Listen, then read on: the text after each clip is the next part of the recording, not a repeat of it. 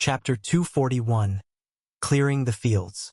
The big project on most of the farms was to harvest the volunteer grain that had been growing wild in the fields so that they had seed for a proper crop, and then some left over for flour if possible. Most of that had to be done by hand, as there were so many other plants mixed in the fields, but the Ravi family's workers had found themselves a field that was nearly all potatoes, and they had most of the family out digging them. A ton of potatoes might not be quite as versatile in the kitchen as a ton of grain, but it was close. Plus, the fact that they were going to be able to dig it up and put it in the cellars once those were cleaned was enough to make any other refugee jealous. Dominic stopped where they were working, and Omar Khalil, the current head of the family and former guard captain of Kosman, came over to say hello. "My lord, how can we help you today? If you happen to recover more than you need, I will buy the excess potatoes for the manor's pantry. The cook is always happy to see more fresh food incoming, and they're good for nearly everything." Dominic explained. "That works for us. With so many of us, we will have more than enough coming out of this field." "How much is the manor willing to take?" he asked. "Well, we've got a fairly decent garden, but between potato bread and side dishes, I would say that the manor will need at least a ton before the next harvest. But I will take 2 tons if you gather that many." Dominic explained. They would get some of that themselves, but he was also expecting guests, which would increase their consumption. The former guard captain chuckled. "We can do that. This is almost all potatoes, and even with the loss to weeds and grass, there are 40 acres of potato plants here. We're likely to fill the entire storage cellar at the old farmstead and still have more to distribute. Honestly, if we get the garden witch out here a few times a month, we will have to send weekly merchant trains back to the cities, or we will run out of space for food storage. That's the sort of news that I love to hear. All right, I will go check on the others. Did you need anything urgently?" Dominic replied. Omar shook his head. "We've found 3 good carts that can be pulled by the men, and we'll be days trying to clear this field. There wasn't an implement to pull potato plants, so it's all pitchforks. But you can only ask for so much out of a free farm. Such an implement surely existed, but there was a good chance that nobody here ever had one. Originally, there were enough witches in the area that they probably just used magic to plant and harvest half the crops." Dominic checked in on the new tractors next, and topped off their bunker with coal so that they could keep working for a few days. Nobody needed anything but time to settle in, and a good meal, so Dominic finished his rounds with the Heir family. They hadn't arrived with much, and they were cramped into a small farmhouse, which now had a large yurt set up next to it. But they had also had good luck with vegetables of all sorts in the fields they had claimed, and the more able-bodied were now out cutting corn, which was past ready to harvest. "It looks like your pantry will be all right," Dominic greeted the old general. The elder Heir family members all smiled and nodded happily. "We're waiting to put anything in the root cellar. We've cleaned it out, but we found hundreds of canning jars, and the lids had been stored in cooking oil, so they're not rusted at all.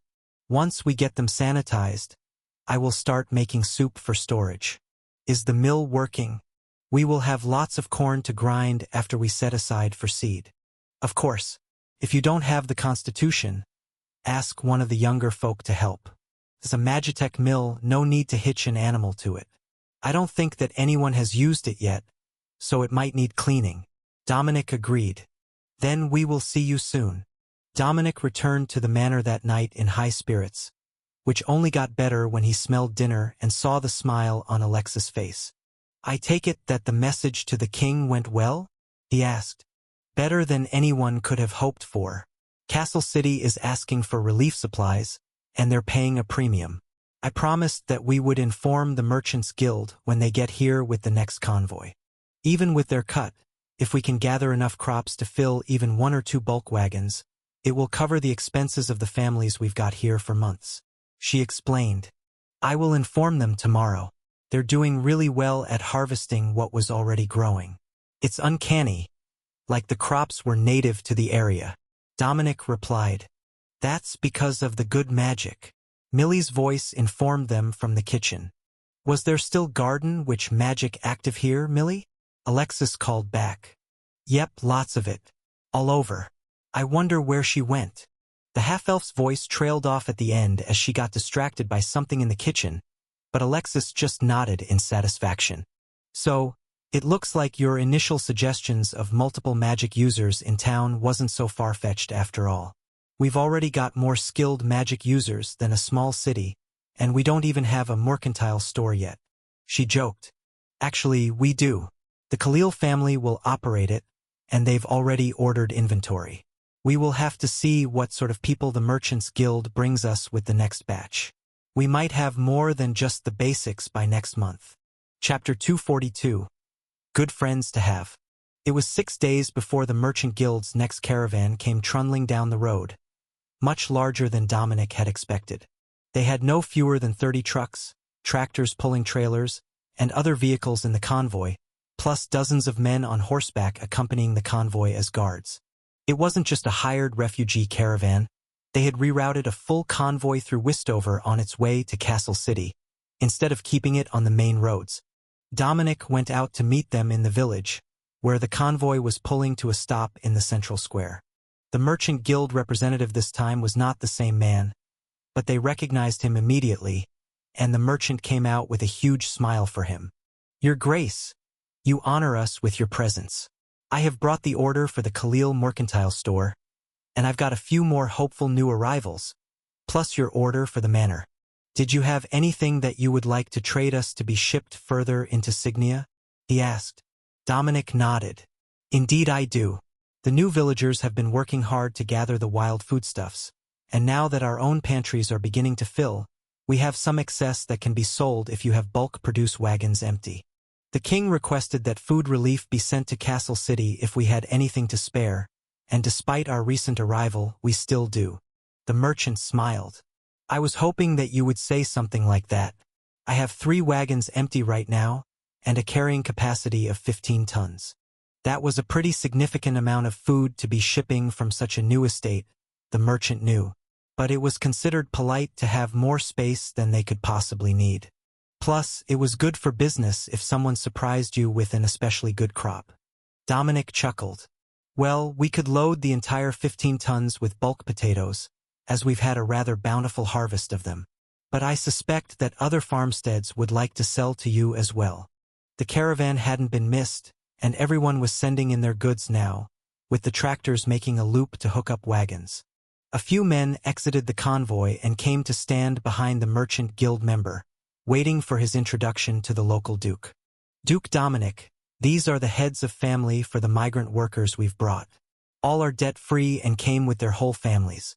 All were solvent when they left their homes, choosing to live in a region with a more amenable sort of nobility. He explained. Every one of them is Wavemate's resistance, true and loyal to the Dragon King's lineage. They are all led by skilled workers, and they've shown no reluctance to living under the rule of the King of Signia, so long as it's within your duchy. He explained. Dominic nodded. In that case, you can all register with Julio, my castellan.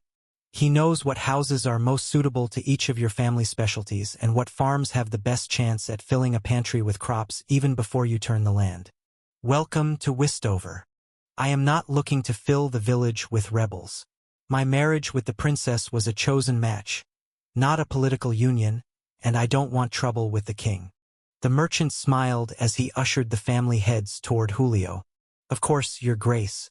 The resistance has no intention of fighting against the Signia kingdom, so long as they allow the Dragon King's successors to live within Wavemates. That wasn't as reassuring as Dominic had hoped, but he could sense a lot of magic coming from the people in the carriages. Did you have everything that we ordered for the manor? He asked. The merchant nodded. Of course, your grace. Nothing on your list was difficult to find. We've also brought you one more coal-powered tractor for the duchy. Did you have more of the same trade items you bartered to the last representative? The head of our guard detail is most eager to get his hands on that sort of item. If the man could afford that, he either had quite the savings or excellent credit with the guild. Dominic nodded and took out 2 rare-grade mana revolvers which should cover everything that they had ordered, including 1 tractor. The merchant handed the 2 revolvers to the head guard, who sighed wistfully as he held them. Thank you, Lord Dominic. I have worked years to afford these when I managed to find them. Ironic really, that most would sell a house suitable to become a baron's manor or an acreage on the edge of the city to obtain one, and one duke has provided 4 to the Merchants' Guild so far. Good times are coming to Stantia province. I can feel it now. He joked, speaking in a quiet tone that wouldn't carry far. Dominic winked at him. Rebuilding back to the former glory of the Westover Manor might take some time, but we will get there. Now that we've got the essentials, we should be able to host guests without embarrassing ourselves. That notion made the guard laugh. Out of all the noble estates they had passed, not counting the ones that were abandoned, Westover Estate was already doing better than average. They had full pantries, food to sell, good water, and steam tractors working the fields. Not just one, either. There was a small one in the hayfield, but there were 3 large ones as well, and the Duke had just purchased a 4th. Just on the amount of Magitech equipment that they had working the estate, they were already obscenely wealthy compared to most of the Dagos barons. Plus, one of the new arrivals in this trip was a carriage maker who specialized in steam trucks. With a new cobbler and a few families of farmers, including a sheep farmer who had brought a whole flock with him, Westover Manor was quickly overtaking the average in every metric.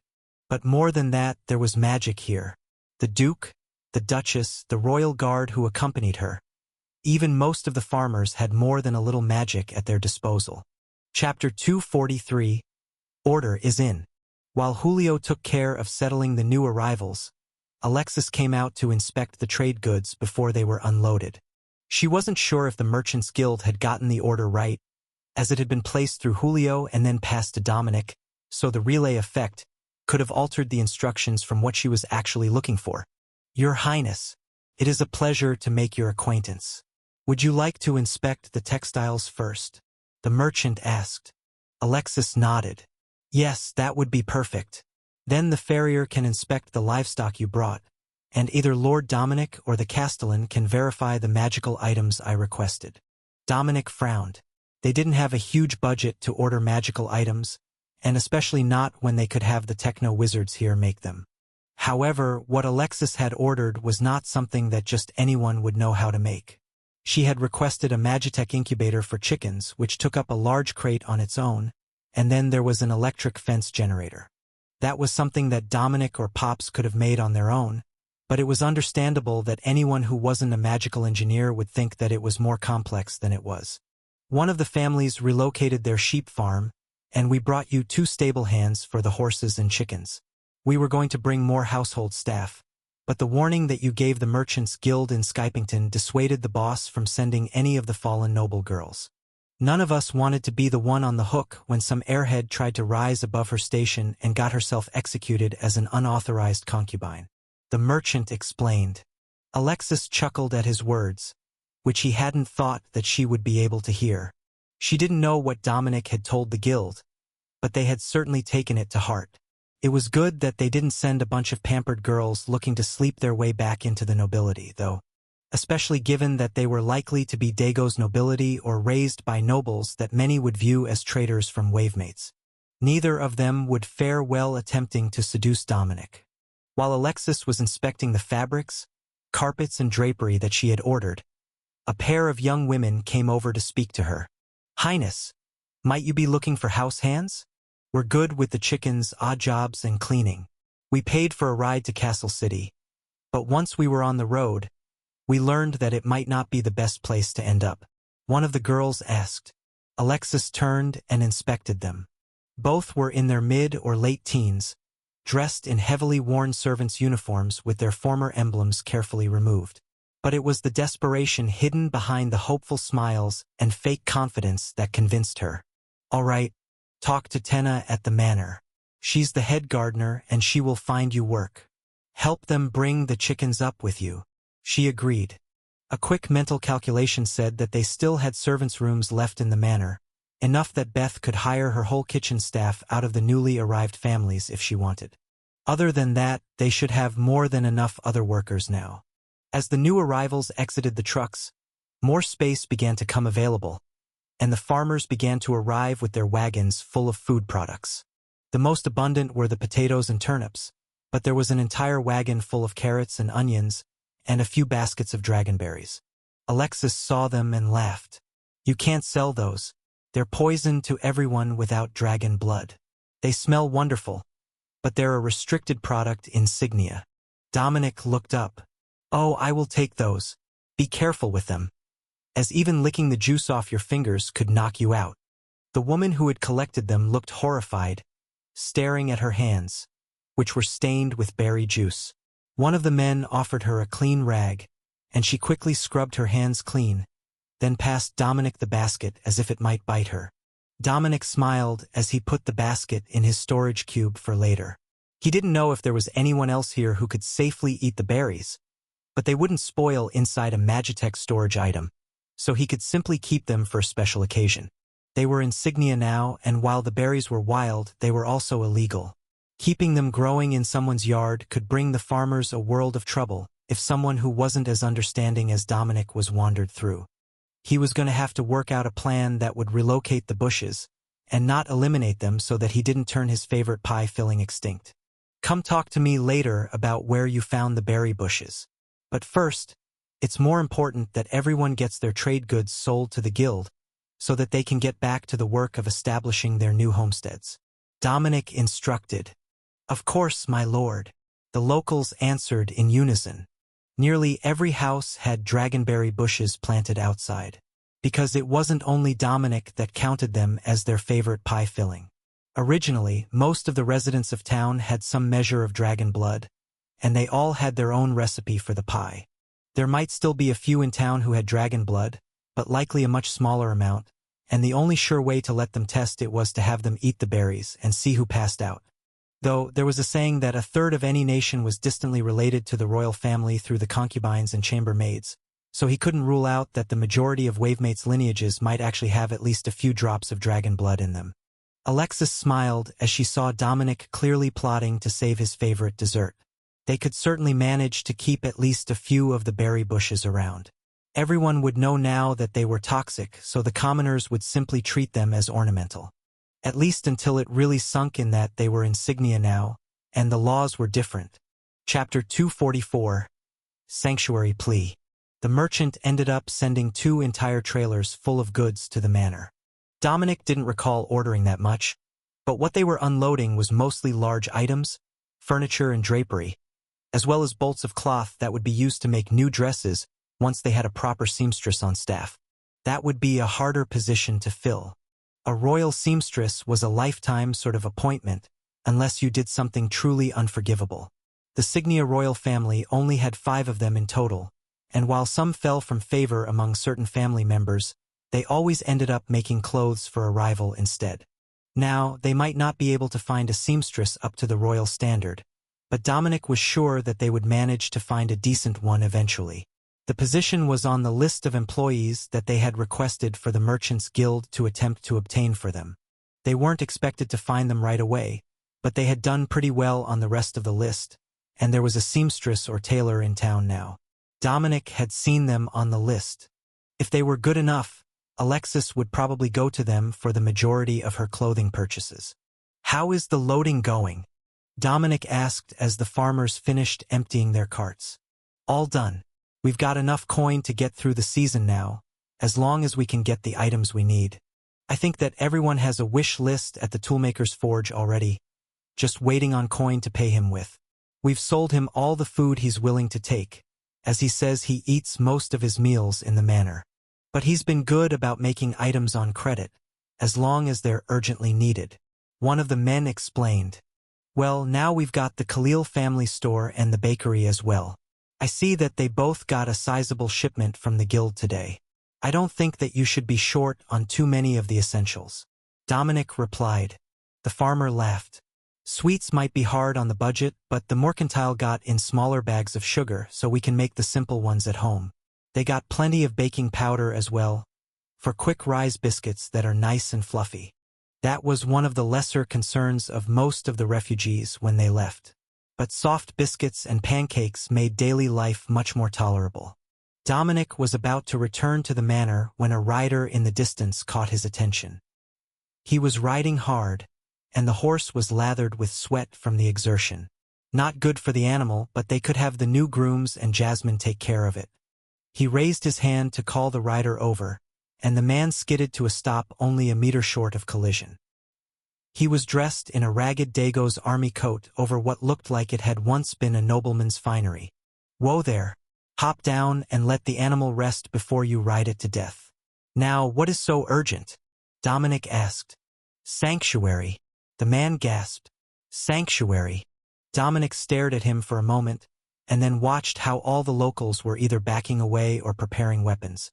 "Tell me your name. We don't offer sanctuary to those who have committed crimes against the people," Dominic demanded. "Jerome Wall, son of Baron Wall," he began, then raised his hands in surrender. "I am not my father. I never swore fealty to Dagos. When my father found out that I had been helping peasants escape into Stantia province after the declaration of reparations, he disowned me, and his men have been chasing me across the country.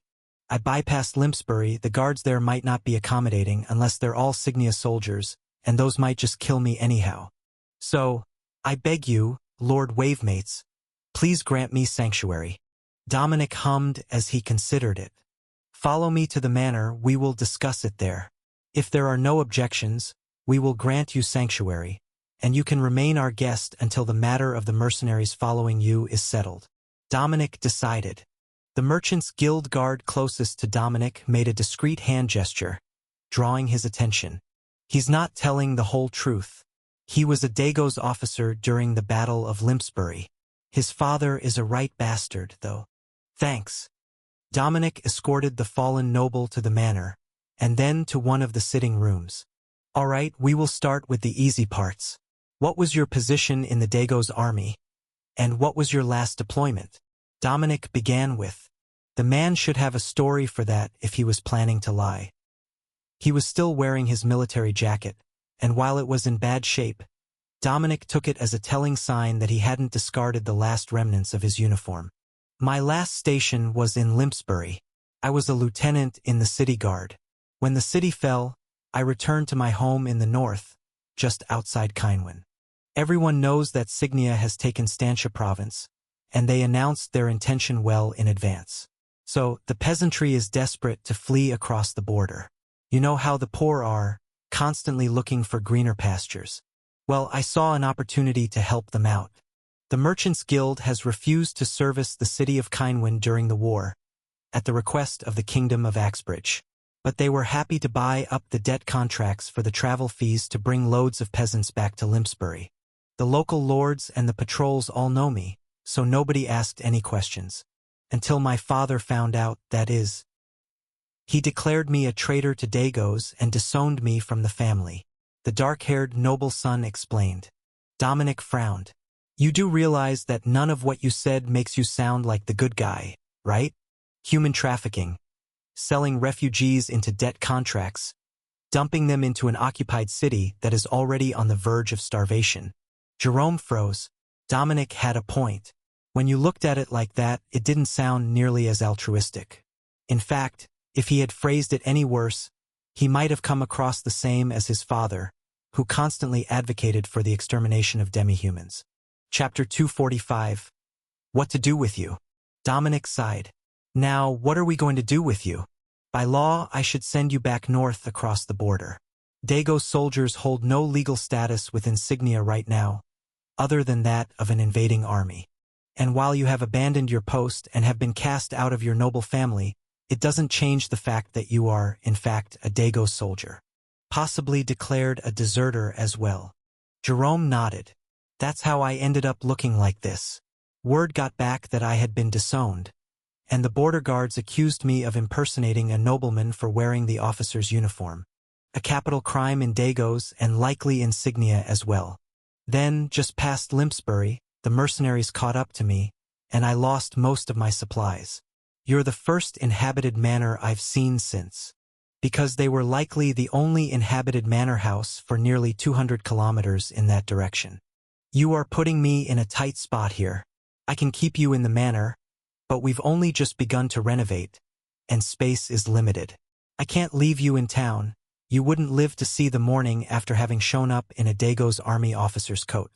I'm not sure if you're aware, but the Dagos nobles weren't very well regarded, even when they controlled the region. So, The options are either to protect you forever by hiring you as a manor worker, while granting you sanctuary, make you a prisoner of my estate, or refusing your request. Dominic explained. He already knew what the royal guard would say. They wouldn't want him anywhere in the manor. Jerome frowned. My lord, I will prove myself to you.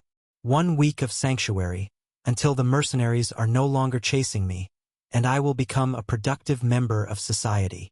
Dominic frowned. You do understand that you are no longer a noble, yes? Are you trained for any sort of skill that would make you a living as a commoner? The fallen Dago's noble chuckled grimly. Well, I've got plenty of experience felling and splitting wood. I don't suppose that you would be short a woodcutter, would you? Dominic smiled. In fact, we are. All right, I will speak to the royal guard and find accommodation for your stay here. Once we're sure that the mercenaries are no longer after you, you can move to one of the vacant woodcutters' houses on the outskirts. I suggest that you use the intervening time wisely to make good relations with the townsfolk. They'll be your companions and lifeline for the foreseeable future. Colonel Wilk.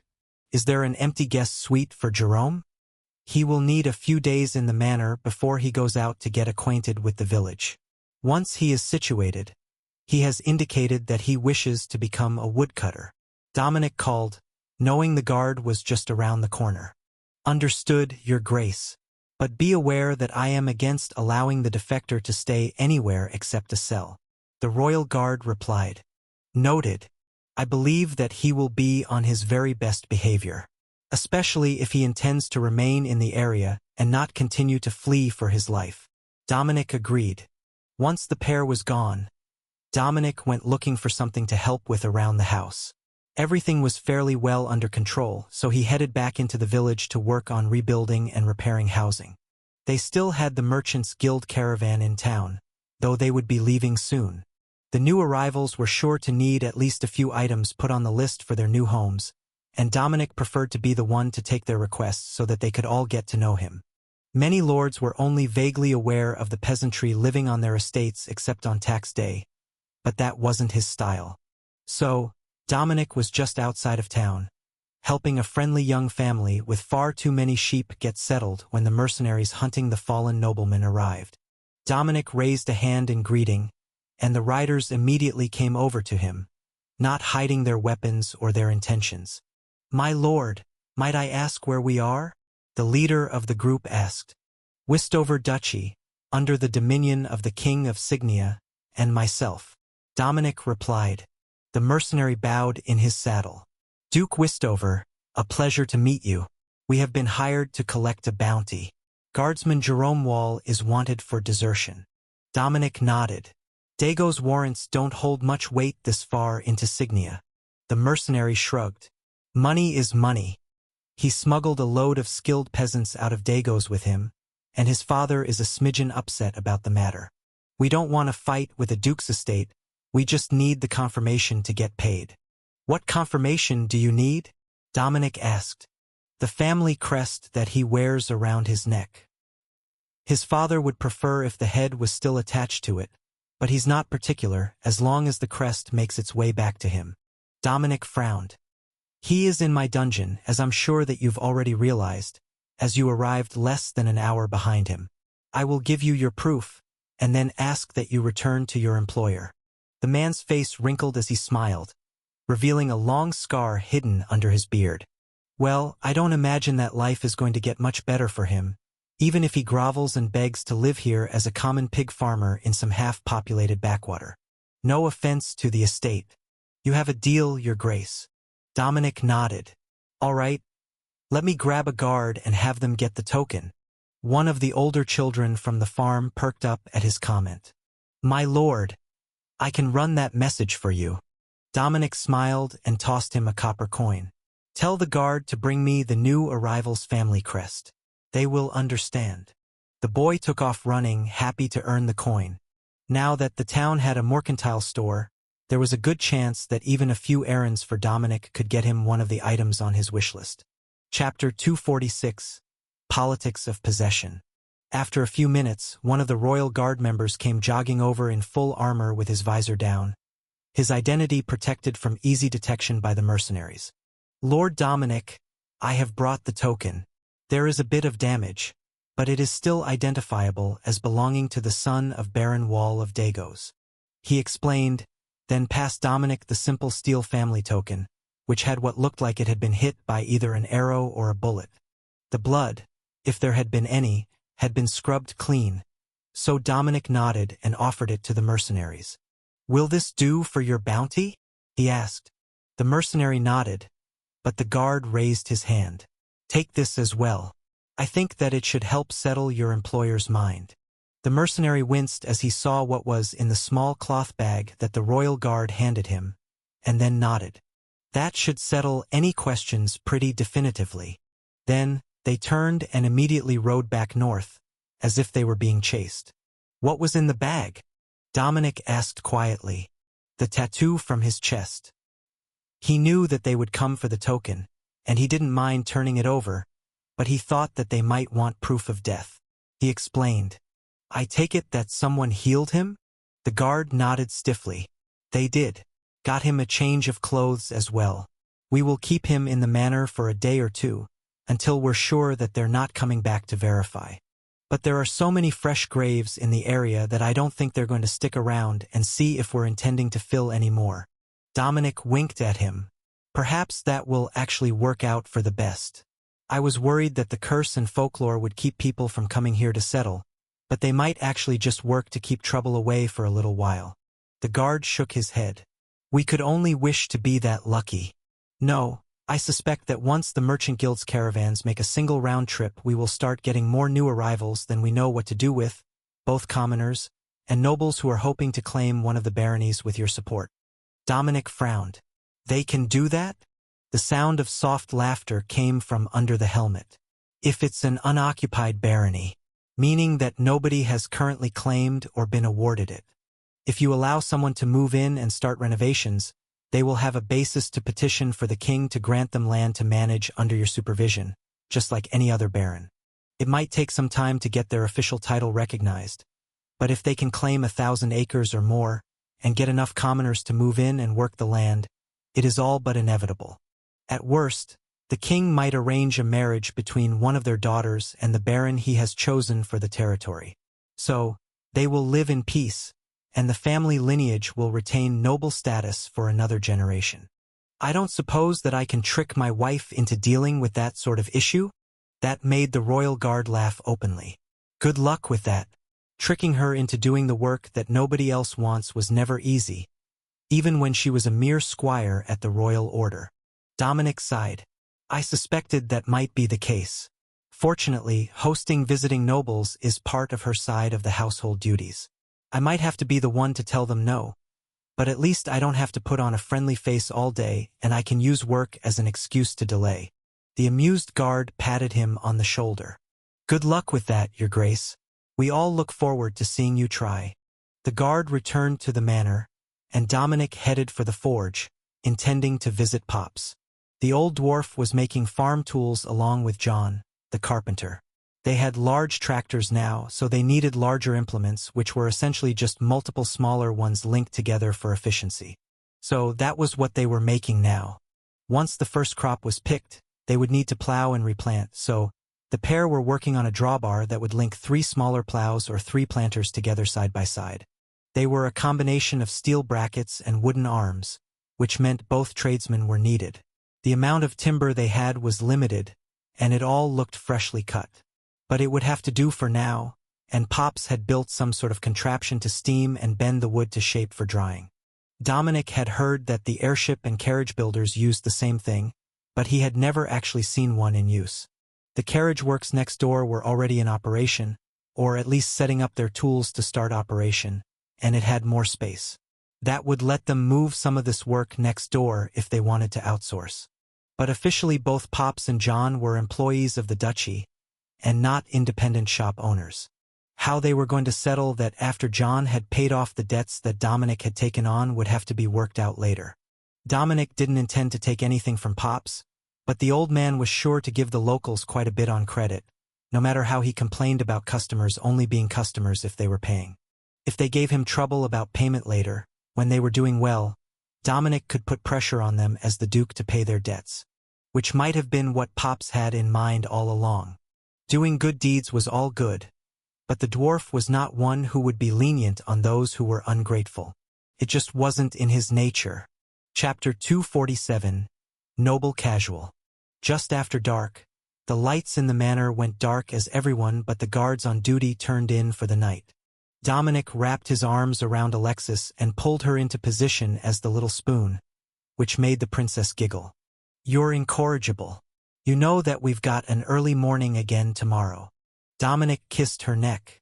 "We've got an early morning every morning. But let me tell you a secret. We're actually the boss of them. If we make them wait, they can't stop us." Every fiber of her being urged her to tell him that a paladin was always true to their word, and a princess was never more than fashionably late. But in a way he had a point. If she informed the staff that she would be starting her day at 10 in the morning, then that was when her day would start. Dominic's voice was soft as he continued. "The public areas of the house look wonderful. The books are up to date. The new villagers, farmers, and craftsmen are all settling in as well as can be expected. Nothing we need to do in the morning is urgent." Alexis paused. He was not wrong. "You're only telling me the good parts so that you can get some," she reminded him. "Don't make me put on the pirate hat and come for that booty." Alexis laughed and rolled them over. "You did lock the door, didn't you? And the window, so the soundproofing activated." Two of the veiled maids came in the next morning to help get the princess ready for her day, only to find her already in the shower and whistling happily to herself, while Dominic lay on his back and stared at the curtain over the bed. "Her Highness is in a wonderful mood this morning. Is there some special event planned?" The maid asked Dominic quietly so she could prepare. "Nothing major. Please ask the kitchen to have breakfast ready in 15 minutes if possible, and we will go through the daily lists." Dominic explained. "It will be ready when you get downstairs, my lord." Dominic looked in his wardrobe and realized that he really did need to update so that he could continue to look the part of a duke. He only had a few outfits that were properly noble in nature, and while that was enough for most situations, he needed something that was between his old casual work wear and event finery. Something that he could wear every day without being mistaken as one of the commoners. Appearances were part of the duchy's pride, and the people would lose confidence in a noble who couldn't even look like they could afford to manage a manor. He should add a trip to the tailor to his list of things to do today so that they could have clothing ready over the next week or so. The palace kept clothing in fitted sizes, but now that he was living outside the city, he was not going to find pre-made finery. After all, he was the only customer they might have who would need it. But when he got downstairs, there was already an extensive list of things that needed to be upgraded, repaired or ordered for the manor, and some of them were going to be very labor-intensive. Perhaps he could get away with his old apprentice's work clothes for a few days after all. The chickens need a proper coop built so that they are safe from predators. The perimeter wall needs upgrades. The small tractor has a steam leak. Dominic mumbled as he read through the list. Then he nodded. "All right, I can take care of most of these things today. There is chicken wire in the barn to put up a coop. I will build a low wall around the area, then top it with chicken wire. The perimeter wall will take more time, but the tractor might be a small thing. Is there anything else that needs my personal attention? The coal supply is running low. There are a few farmers who are using it in their stoves for lack of dried firewood. But mostly it's just that they've had enough time to start clearing full fields, and the tractors are working full-time." Colonel Wilkes explained. There were loaded woodsheds at some of the farmhouses, but nobody wanted to empty supplies that had been left at a farm they didn't pick. So, they were using coal in the stoves for cooking if their house didn't have any wood left. It worked well enough, Dominic supposed. A bit hotter than usual, but it wouldn't hurt anything if they were using it in the stove, and not in an open fire pit. If they were burning in an open fire pit, they wouldn't be worried about green firewood. They could just grab deadfall from the woods. So Dominic went to the tailor's first, which startled the two competing men who had reluctantly agreed to work together. "I need casual wear, something a bit more dignified than what I used at the Royal Forge, and not a sorcerer's robe. Suitable for day-to-day work," Dominic explained. Both men's faces lit up in joy. They had made a few pieces for the newly arrived families, but almost everyone just wanted bulk cloth, and making custom clothes for the Lord was much more lucrative. We don't have the largest supply of material suitable for finery, but we do have some fine cotton for shirts, and dyes for the canvas and linen that will make pants and a jacket that will serve you well for years. The older of the two tailors agreed. Dominic saw that they had many bolts of patterned cloth as well, suitable for ladies' dresses. Those would be in much higher demand than menswear, which was normally just patched when it wore out. In fact, work pants were designed with a double knee, so that the worn outer layer could be removed and replaced without damaging the pant underneath. Dominic didn't expect them to do the same with his, but they actually had a way that looked much more dignified. It was still a knee reinforcement but extended all the way up, and in a dark red over the black pants. It was a stylish combination, if Dominic could trust their drawings and the cloth sections they held up for him. All right, we will go with that. At least 3 pairs, and they don't have to be the same colors. Then a half-dozen cotton shirts. If you have fine linen, and not just coarse, I will take a few linen shirts in white. Dominic decided. Understood, my lord. We will have your order ready by the end of the week. The tailor agreed as he double-checked all the measurements that he had taken of Dominic. Now off to the hard work. Chapter 248. Safe Chickens. Dominic returned to the manor to start on the tractor repairs, which turned out to be a split seam from old damage, easily patched, and then started on the chicken coop. He just made a low fieldstone wall with 4 corner pillars and 2 pillars to mark the doorway. Now he could wrap the whole thing in the wire mesh and start building a door. Simple work and one of the last major yard improvement projects to be done. The rest had been handled by the others, but the royal guard was insistent that they fix the wall around the manor to make it properly defensible, and that would take the second half of Dominic's day. Possibly more, depending on how exhausting extended use of the fieldstone wall spell turned out to be. The manor never really had a proper wall, it was actually just a hip-high stone field divider to begin with. But the royal guard wanted a proper defensive wall, so that the tragedy that happened here last time would not be repeated, and so that they would have a more visible presence for new arrivals. Walls equaled security, and security meant prosperity in desperate times like this. While this region hadn't suffered from the droughts that most of Dago's had, years of careless management and massive taxation had depleted the coffers of everyone from the peasantry to the nobles assigned to rule over them. Then the war had arrived, and for the second time, the cities of Stantia province had fallen in a matter of days without putting up any sort of notable resistance. That was something that all of them would want to avoid a repeat of. However, only on a smaller scale like the Duke's Manor would it actually be feasible to build a solid stone wall in a reasonable amount of time. Dominic started at the far end of the hay fields, and then walked the perimeter of the estate as he erected a stone wall 2.5 meters tall, twice as thick at the base, so that the inside was somewhat sloped and more stable. That would be enough to protect against basic cannon fire, and high enough that most wild beasts and monsters couldn't easily get over. Even ogres would struggle to get past that wall. He could create the wall at a walking pace, but the strain was like walking uphill with a 100-kilo backpack. Only it was his whole body that was struggling with the pressure, not just his legs. It was better to create it much more slowly. Dominic wasn't one to give up easily, and over the course of the next 5 hours, he made his way around the manor's grounds, including the many outbuildings, the hay fields and the gardens, including the secondary gardens which hadn't been planted when the attack occurred, and so had nothing in them at the moment. The main garden would be enough to feed the manor, especially with a garden which present. But with the extra garden, they would have enough to support a guard garrison without relying on the farmers. That would help them through tough times, and allow them to stockpile longer-lasting grains when times were good and the prices were low.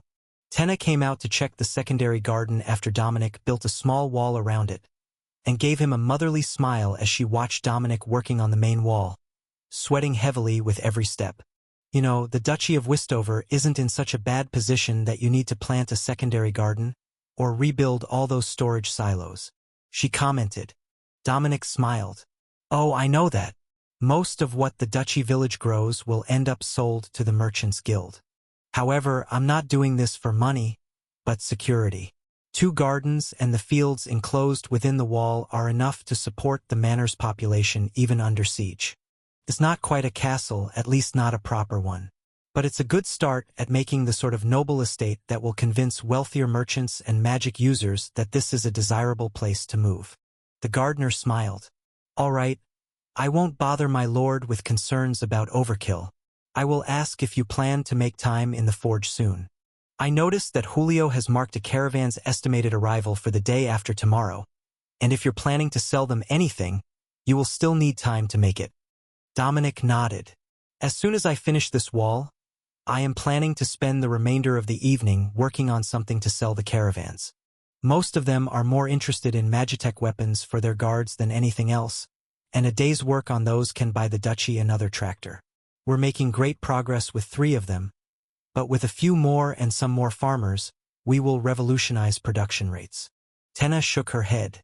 As you say, Your Grace, I am certain that the peasantry appreciates your generosity. Personally, I had no idea that there could be so much work done by a single person. She gestured toward one of the formerly overgrown fields outside of town, where the tractors were pulling a plow for what had to be its 2nd or 3rd pass, preparing the ground to be seeded again. Just imagine. Soon that will all be food, and we will have loaded caravans leaving every week. A far sight better than life as a refugee in the big cities. Dominic agreed. Can the land even support that much? She asked. Dominic nodded. That's one thing that was clearly detailed in the manor's records. If they follow the instructions on crop rotation, the land won't have any issues. I will explain it all at the next meeting I hold. Tenna chuckled. Most of them should know about proper crop rotation, Your Grace. It's the water I'm worried about. Rain is unpredictable, and most of these farms have irrigation. Dominic realized where the disconnect had occurred. The irrigation cisterns are Magitech. They have water creation orbs embedded into them, or they did at one point. If drought hits, and the river is low, I will get the techno-wizards to help me repair them all. Chapter 249, Learning Curve. Dominic finished the wall just in time for dinner, but there was still no gate, so anyone could walk in and out of the estate. That was fine, he decided. They didn't want to make the house look unwelcoming, just like it could be properly secured. If they really did come under siege, he would be better off completing the wall and hanging a ladder for people to enter by than building a gate. Dominic turned in before dark, completely exhausted from the intensive magical output, and woke early the next morning, planning to head to the forge to create a few items for the merchant guild caravans. Pops had the production for the residents well in hand, and the forge should have more than enough room for them both. But Dominic was running low on spare parts for rifles, and he still didn't have his spells up to the level that clay to steel would create suitably high-quality metal to resell the pistols at higher levels. That was another thing that he should be working on, creating mana crystals to imbue into his book. However, Dominic had an idea. He might not have to create the crystals. He might be able to imbue the magic directly into the book using the same technique. If he just sat and focused on it for most of a day, he could likely get it from rank 9 to rank 10. That would make a small difference for most spells, but it would bring clay to steel a bit closer to perfection. Dominic joined Pops at the forge and tossed on his work coat, the leather one that would be spark-proof. Oh, the Duke is here among the commoners doing manual labor, Pops joked. Dominic laughed. What better forge to make noble weapons at than yours, Master Smith? I warned you, didn't I? Once you start, you can't stop. But I understand why you're continuing. The duchy needs money as much as it needs people, and the Merchants Guild has more of it than anyone else. How many more tractors and other large pieces of equipment are you planning to buy? Pops replied. 1 more tractor, unless they bring 2 with the next caravan. Then we can start focusing on the smaller things and letting the shops in town be the ones who make most of the orders. I'm going to need to get the level of my spells up, so I will do as much forge work as I can in between training sessions. Dominic explained. Well, working the forge is better for it than most other occupations. I take it that you're making revolvers again. Dominic nodded in response. That's what they requested. By the time that most of the caravans realize they're in trouble, the ambush is already on them. So, their guards view pistols as more practical. I have some rifles for the huntsmen as well, but I suspect that we won't really need them with Alexis and the Royal Guard here. They have to be getting anxious to head out and check the area for monsters by now. Pops nodded. Well, they've got to do something to pass their days. Nobody expected a bunch of royal paladins to be content simply sitting around and looking at the interior walls of a manor. Being trapped in the palace was hard on the boys, while you and the princess went gallivanting around Dagos without them. Dominic chuckled. He was absolutely certain that it was. They would need some time to forgive him and the princess for that, even if the plan to escape detection worked out just right. Then Pops gestured to the corner of the room. There are prepared blocks and blanks there for cylinders and frames. You can use that steel. I was expecting you to be here eventually. Dominic nodded and started to place out his jigs and forms so that the pistols would come out identical to the ones he had produced before. They were much smaller than the ones for rifles, and within minutes, the happy sound of hammers on steel was the only sound in the forge as the two men worked. Dominic had just finished the first batch of cylinders when a knock at the door caught his attention. "Master Smith? Did you have any chisels made?" "One of mine cracked," John called. Pops frowned and gestured for the carpenter to come in. "Keep working the bellows. I will get you a new one. It was your wide chisel, wasn't it? That one looked pretty worn," Pops asked. "Actually, the narrow one for cutting fitting joints. I hit a spike embedded in a log that I was trying to dovetail for beams, and it cracked up the middle." Pops nodded and came back with two chisels. The one that had broken, and the one he expected to have broken.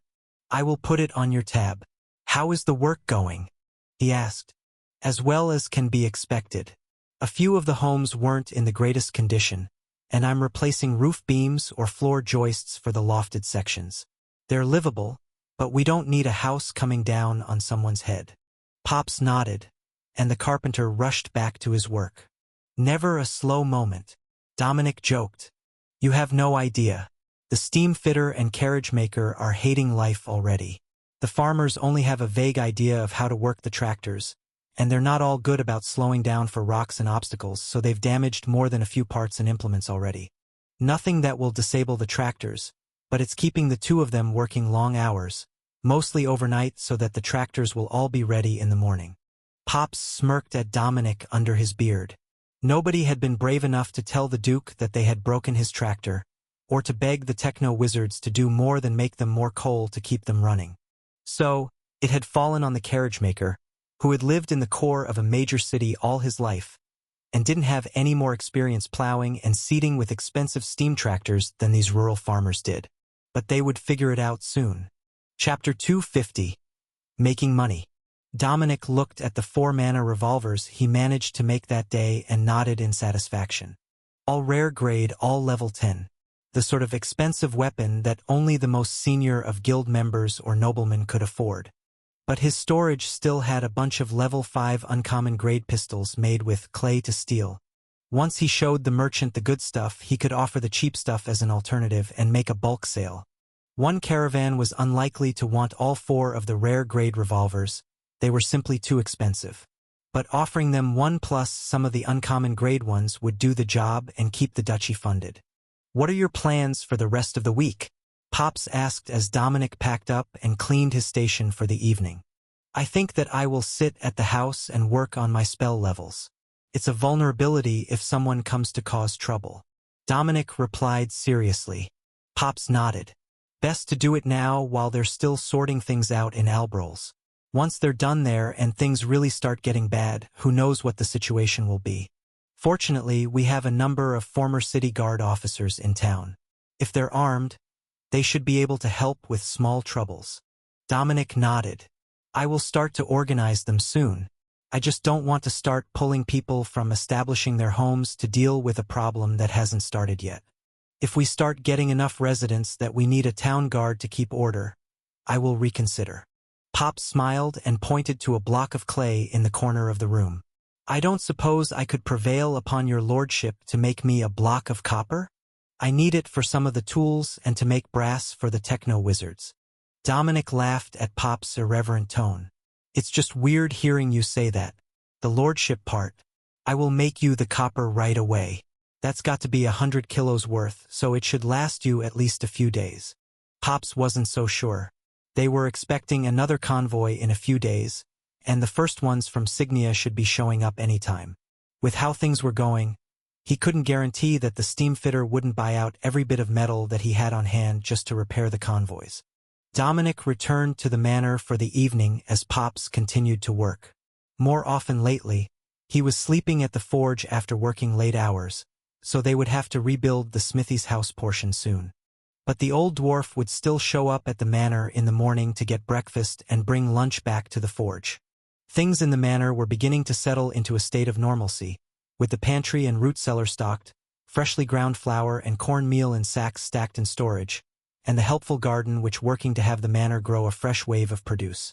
It was beginning to feel like home here already, and Dominic listened quietly as Alexis and the royal guard argued about which direction would be the best to go and search for roaming monsters and game animals first.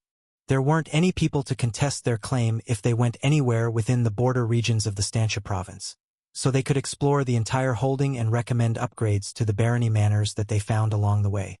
They were actually fairly close to the main ducal manor. Each of the barony estates in the region had been small holdings to begin with, barely 1,000 acres each in most cases. Now, that was more than enough for a minor lord to make a suitable living. But it also meant that most of the barony estates were only a few kilometers apart. They weren't usually large enough to have a full town next to them, only a cluster of farms, and a few craftsmen's shops within the barony manor grounds.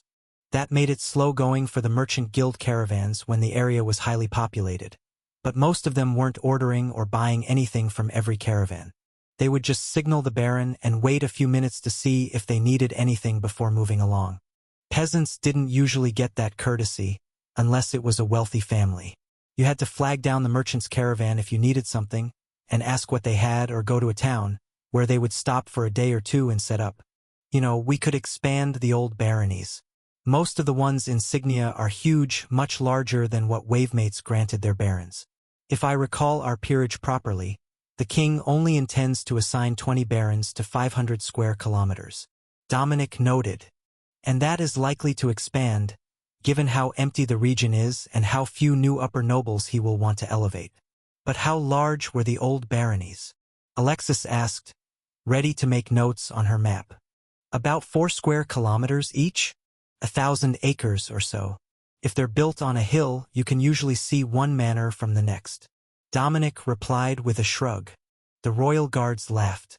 There will be so many empty barony houses that the wealthier commoners will want to move into. Wait, does that mean the larger family compound about 5 kilometers away was a separate barony? It's not fortified or anything, but it's a good stone house. Dominic tried for a moment to remember, then nodded. Yes, that was a baron. The farms around him were almost all run by his family, though. I don't think that there was anyone else living there. Alexis sighed. We are going to have to completely redraw the maps before the barons start to arrive. If barons simply decided not to have serfs so that they could claim the entire barony was family land, some of them will show up and find nowhere for farmers to live. Dominic chuckled. We should probably get some mechanical horses for that, or just a proper stable of regular horses. Walking the whole thing would take forever. One more thing for the list. Chapter 251. Cultivate Power. Dominic went to the library to relax after dinner, and took out the sorcerer's spellbook. That was his major project for the next few days, while Alexis and the royal guards planned to go hunting. Dominic stared at the book for a few minutes as he worked out how he was going to put the altered mana in without actually forming the mana crystal using the technique that the second prince had taught him.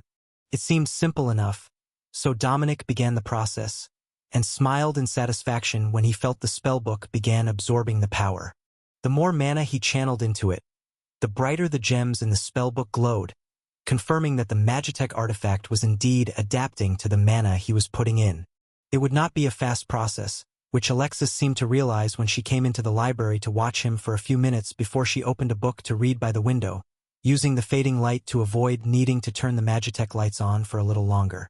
There was a lamp by her chair, but she had gotten so used to reading by natural light that it just felt wrong to be reading at all hours of the day by artificial light. But that habit did come with one notable benefit Dominic knew. The moment that it got too dark to read, she would be ready to head for bed. No matter how intent Dominic was on his task of improving the sorcerer's spellbook, he wasn't going to miss bedtime.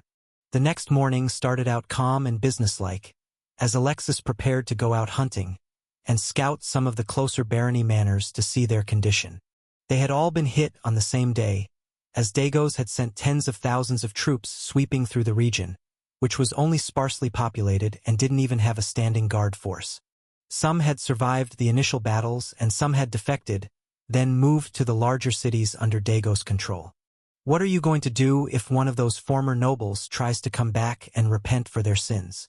You know that some of them were as young as you were during the battle, and many others saw it as their only chance to save themselves. Alexis asked as they were about to leave. I suppose that I will have to think about it.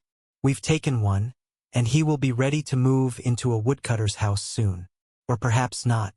He's been getting along well with one of the Khalil family's daughters, and she might have another career in mind for him. The younger ones will all depend on attitude, I suppose. But the older ones, I'm not sure if I can forgive without a royal pardon. Dominic replied carefully. He didn't want to say that if he saw them first, there was an excellent chance that the princess would never know that they had ever returned. That tidbit of information could go unspoken. Colonel Wilkes nodded. And if we find them living in one of the barony manors? Dominic smiled. Then we get to ask them who appointed them as a noble of the region. Dagos titles don't entitle them to any land here. Not anymore. If they're just living there and working the land as commoners, introduce yourselves and explain the situation. However, I don't believe that there will be any, unless they only recently moved in. Even the refugees we have taken in willingly passed over those manors without stopping. So, I don't see a high chance that they're occupied, unless someone is trying to hold on to their old authority. The colonel smiled. We will take care of it, Your Grace. I find that the princess can be most persuasive when it is time to negotiate with stubborn foreign nobles. Dominic chuckled and waved goodbye as they headed out to go hunting. They wouldn't go far, and Dominic would add horses to the list of items they needed from the next visit by the Merchant Guild. Once everyone headed out for their day, Dominic went to the front porch with a cushion from the entryway closet and settled on the porch swing. From here, he could watch the village's daily life and see anyone coming from the east or west, which was the only road through town. He would have advance warning of anyone approaching or trouble in the village. But it was also a comfortable spot for him to work on improving his spell book. The power flowed smoothly into the book as Dominic watched everyone going about their day, and the more that he did it, the more that it became instinctive. He barely had to focus on the process by the time that one of the veiled maids brought out lunch. By the time that he saw a caravan coming from the Signia side of the border, he was already on to drawing designs for a new form of artillery orb as he worked on the power level of the spellbook. He couldn't devote mana to anything else, it still took all of his energy focus. But his mental focus was not nearly as necessary to keep the process going at full speed. The caravan didn't look like a merchant guild group, the wagons weren't right, and were mostly drawn by oxen. But it didn't look like refugees either. There weren't enough people. A refugee convoy would normally be overflowing with people looking for a better life. Dominic raised a hand in greeting and stood as the caravan's lead driver caught his eye. That was enough to get them to turn off the main road and up the driveway to the estate, so they weren't likely to be farm vendors stopping in town to sell their wares, either. The convoy stopped outside the stone wall, and Dominic went out to greet them and see if there was anything they needed that he had. Duke Wistover, it's an honor to be greeted by you personally. A deep male voice called from inside one of the carriages. Then, a young soldier stepped out, and Dominic smiled. Captain William Robert. When were you discharged from the Natural Sons? Dominic greeted him. Just a few days ago. My older brother passed of illness, leaving me a title and little else. The Natural Sons charter says that it is for untitled nobles, so they sent me back to the capital for the passage ceremony. Then the king announced that I was not returning back to active duty, but being granted a barony within your lands. I have the royal decree here, he explained. Chapter 252, Billy Bob.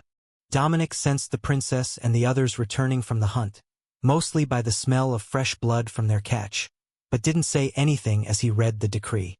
"All right, let your animals rest a moment. There are estates nearby, and the princess will know best which are most suitable for your people to move into. Many of them were never looted, so they've simply been abandoned for a decade. But they might have technomagic for basic repairs and such. If they do, we can patch it up in an afternoon, and you'll have everything that the former baron left behind." Dominic explained. William Robert smiled.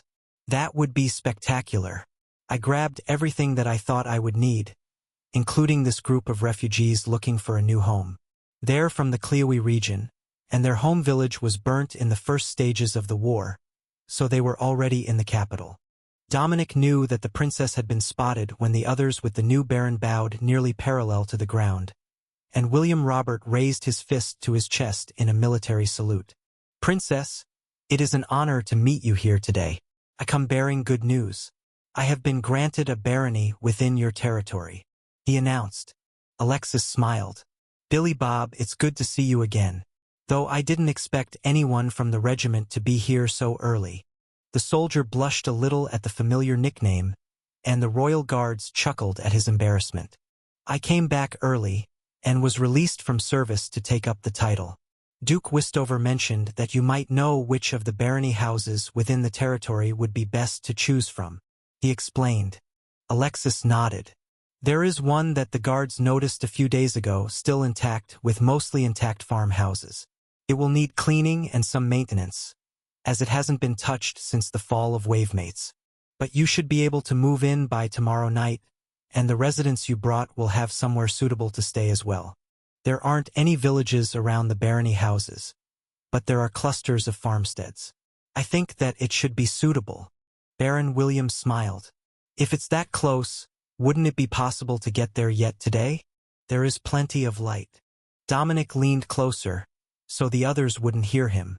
"There are still skeletons in the houses and yards from the battle, both soldiers and residents. There has been literally nobody here since the war. The area was cursed, and nobody dared to enter," he whispered. "Right then, we will set up camp here outside the manor." The baron agreed, realizing the issue. "Have the others set up in the yard. We will have the kitchen make enough for everyone. They're likely already at it. Beth is good like that." Alexis corrected him. "You heard the princess. We're setting camp, and the Duke's men will lead us to our new home in the morning." Baron William informed his people. Then he turned to Dominic. "Would it be possible to have you send someone to clear the destination of corpses before we arrive? The refugees might not take it well, and there would be many suspicions if I vanished for the evening." Dominic nodded. "I will go myself to clear the house and the intact farmhouses. It's only right that I am the one to go. Just let me talk to the princess and see what manor she wanted you to pick. Technically, it is your choice which manor and territory you move into as a titled baron. But it's usually wisest to listen to the princess." The baron chuckled. "Given the circumstances, that might be more true than ever. Some of the houses will be in very rough shape after a decade abandoned, and who knows what sort of shape the territory will be in. So, going by what she already knows about the region is guaranteed to be the best choice. But the real question is if she decided to explore so that she knew her territory better, or if she was actually out monster hunting out of boredom and exploring the manors was a secondary concern. It was definitely the second one, Dominic knew. But he wouldn't say it out loud because they both should have taken time to visit more of the territory than just the few farmsteads around the ducal estate. However, they had been much too busy. The traveling group started to set tents inside the wall of the estate, the safest spot they could have hoped to be for the night, and the maids came out to set up tables for the feast. "You know, you don't have to do that, Duke Dominic. You just got here too. And your supplies can't be in a great position," Baron William whispered. "We're not so desperate that we're short on food just yet. Don't worry about it. The new arrivals that we've gained since we arrived all picked nearby farms that had intact gardens, so the estate is already providing enough to support its people. For the most part, anyhow," Dominic replied, shrugging off his concern. The meal was heavy on the soup with fresh bread.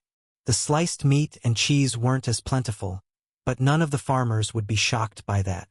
Dinner on the farm was a lighter meal, with the majority of the food intake reserved for breakfast and lunch, when they needed the fuel to keep working. Even this much for dinner was far more than most of them had managed at their own homes before the war. But the real treat came out a moment later, when Beth brought out a large and decadent cake, sliced for everyone to get a portion. That sort of treatment for traveling peasantry was a rare thing among the nobility. Surely they all would have offered the baron such hospitality, but only a few would extend that courtesy to common farmers. There is a shower head at the side of the shed, with a curtain hung around it. If anyone wishes to wash up for the evening, so you can leave early, it's free to use, but the shower dispenses only cold water. Dominic informed one of the carriage drivers. "Thank you, Lord Dominic. I will welcome a chance to wash the worst of the dust off after a week on the road." The man replied quietly. Unlike Dominic's convoy of Magitech trucks, they had been traveling with animal-drawn carts. It was not a short trip from the capital. Chapter 253. Tidy up for guests. Baron William retired inside after he had eaten so that he could see the maps and get an idea of where he needed to go. But while they would all be headed for bed, Dominic had work to do. "What estate are you sending him to? I need to clean it. I suspect that the atonement is part of keeping the area free of curses, and we don't need our new baron chased off by ghosts." Dominic asked Alexis as she came to the library to get the details from the old records. "This one here. Someone blotted out all the old names, but I can see that it's appropriate sized, and it touches the river while still being mostly on high ground, so there shouldn't be any major flooding." Alexis recommended. Ah, all right. "I know the one. I might not be back tonight, depending on how bad it is, but if you send a guardsman with him in the morning so he doesn't get lost, it will be ready." Dominic agreed. The houses there were clustered at the top of a hill, and if it had survived the years, the hillside should be terraced for growing grapes on the south side. An excellent choice for their first baron. It was hard to go broke when you had a productive vineyard on your property. Dominic changed to traveling clothes, namely heavy canvas pants under plain black sorcerer's robes, and headed out at a jog. It was a little under 3 kilometers to the property, just outside the plot that was dedicated to the ducal estate, but not a hard trip across open ground. Dominic paused when he reached the estate, and then smiled when he realized that he actually knew this one very well. Their son liked to play in the woods by the river, the same region that Dominic liked. So they had known each other quite well, and he had seen the boy many years later in Axbridge. The father had fallen in the battle at the Earl's estate, as he was visiting during the attack, but he only had his wife and oldest son with him. The rest of the family had gotten the warning in time, and had fled for their lives, headed southwest, away from the attacks and skirting the border. That way, if they were caught, they could pretend to be from Signia. The Dago's invaders wouldn't know exactly where the border was until they encountered a border fort. But by then, the refugees would be long gone. That also meant that the place should be reasonably clear. Dominic's mood was high when he approached the grounds. Then his heart fell to his feet when he saw a small forest of spears driven into the ground and surrounded by skeletons. How had that happened? The family hadn't fought here. Then Dominic saw the signs. Dragon claw marks on the stone of the manor, and scorch marks on the stone. He had happened here. It must have been during the early days after the invasion when his mind was still clouded. He had even left one of his hand-woven bracelets hanging from the door handle of the estate, with his name on it. The door was closed, and the windows were slightly open, a standard method of keeping the house from holding too much humidity. But Dominic didn't start inside. Instead, he used his storage cube to pick up all the soldiers' bodies and equipment. Then, he put all the spears away in the manor's armory and moved to the nearby farms to check them. Some had been partially looted, tables overturned and cupboards open. But nothing was burnt, so it should be safe for residents to move back in. Dominic collected the last of the bones, and then created another small memorial crypt to place them all in. Just a small stone dome marking the tragic past of the barony. Then, he went to the barony manor and swung the door open to inspect the interior. Some of the wall sections needed patches, which would be easy with fieldstone wall, but other than that it was just horrifically dusty. He didn't bother to go to the root cellar. He knew that would be a mess for someone else to clean. But Dominic did take the time to ensure that the main bedroom was all right, as well as some of the servants' quarters. None of the windows were broken, and he didn't see any mold growing inside either. A sign that there had at least once been magic here. So, Dominic went to the basement and found the Magitech controls set in the wall right by the stairs. They were behind a simple metal panel, but nobody had disturbed them. Likely, nobody had even entered the manor house before he had passed by in a feral state and turned the yard into a forest of impaled corpses. A twinge of memory came to Dominic, like he should have remembered something about that event. But as soon as it came to him, it vanished again. One day, he hoped to regain some of those lost memories. But the more that he saw of the aftermath of the invasion, the more that he considered that it might be a blessing not to know. 100 impaled soldiers at an abandoned manor said that Dagos might not have been wrong to call him the Butcher of Westover. Maybe he could play that up? Stupid people like to cause trouble. Making sure that they didn't forget would make his life easier in the future. The Barony Manor also had minor self-repair built into the structure's enchantments, which took much more mana than the ducal estate had. This house wasn't as well built to begin with, and it hadn't held up as well to a decade untended. But now that he had refreshed the spells, there were working Magitech lights in the Great Hall, the basement, and the master bedroom. Not the whole house, but the major rooms. The manor was more like a large farmhouse, Dominic decided. 2 levels, 5 bedrooms, plus the small servant suite by the kitchen with 2 beds. That was all the staff that the barony would have had inside. The others would have been in one of the nearby houses, which were clustered so that the fields extended out from them like leaves on a sunflower, descending the hill. Mission accomplished. Now, he could head home for the night instead of staying overnight at the barony. Chapter 254. Pest Control. Dominic had just left the house when he heard grunting in the distance, then grunting in a guttural language. He had found goblins, almost guaranteed.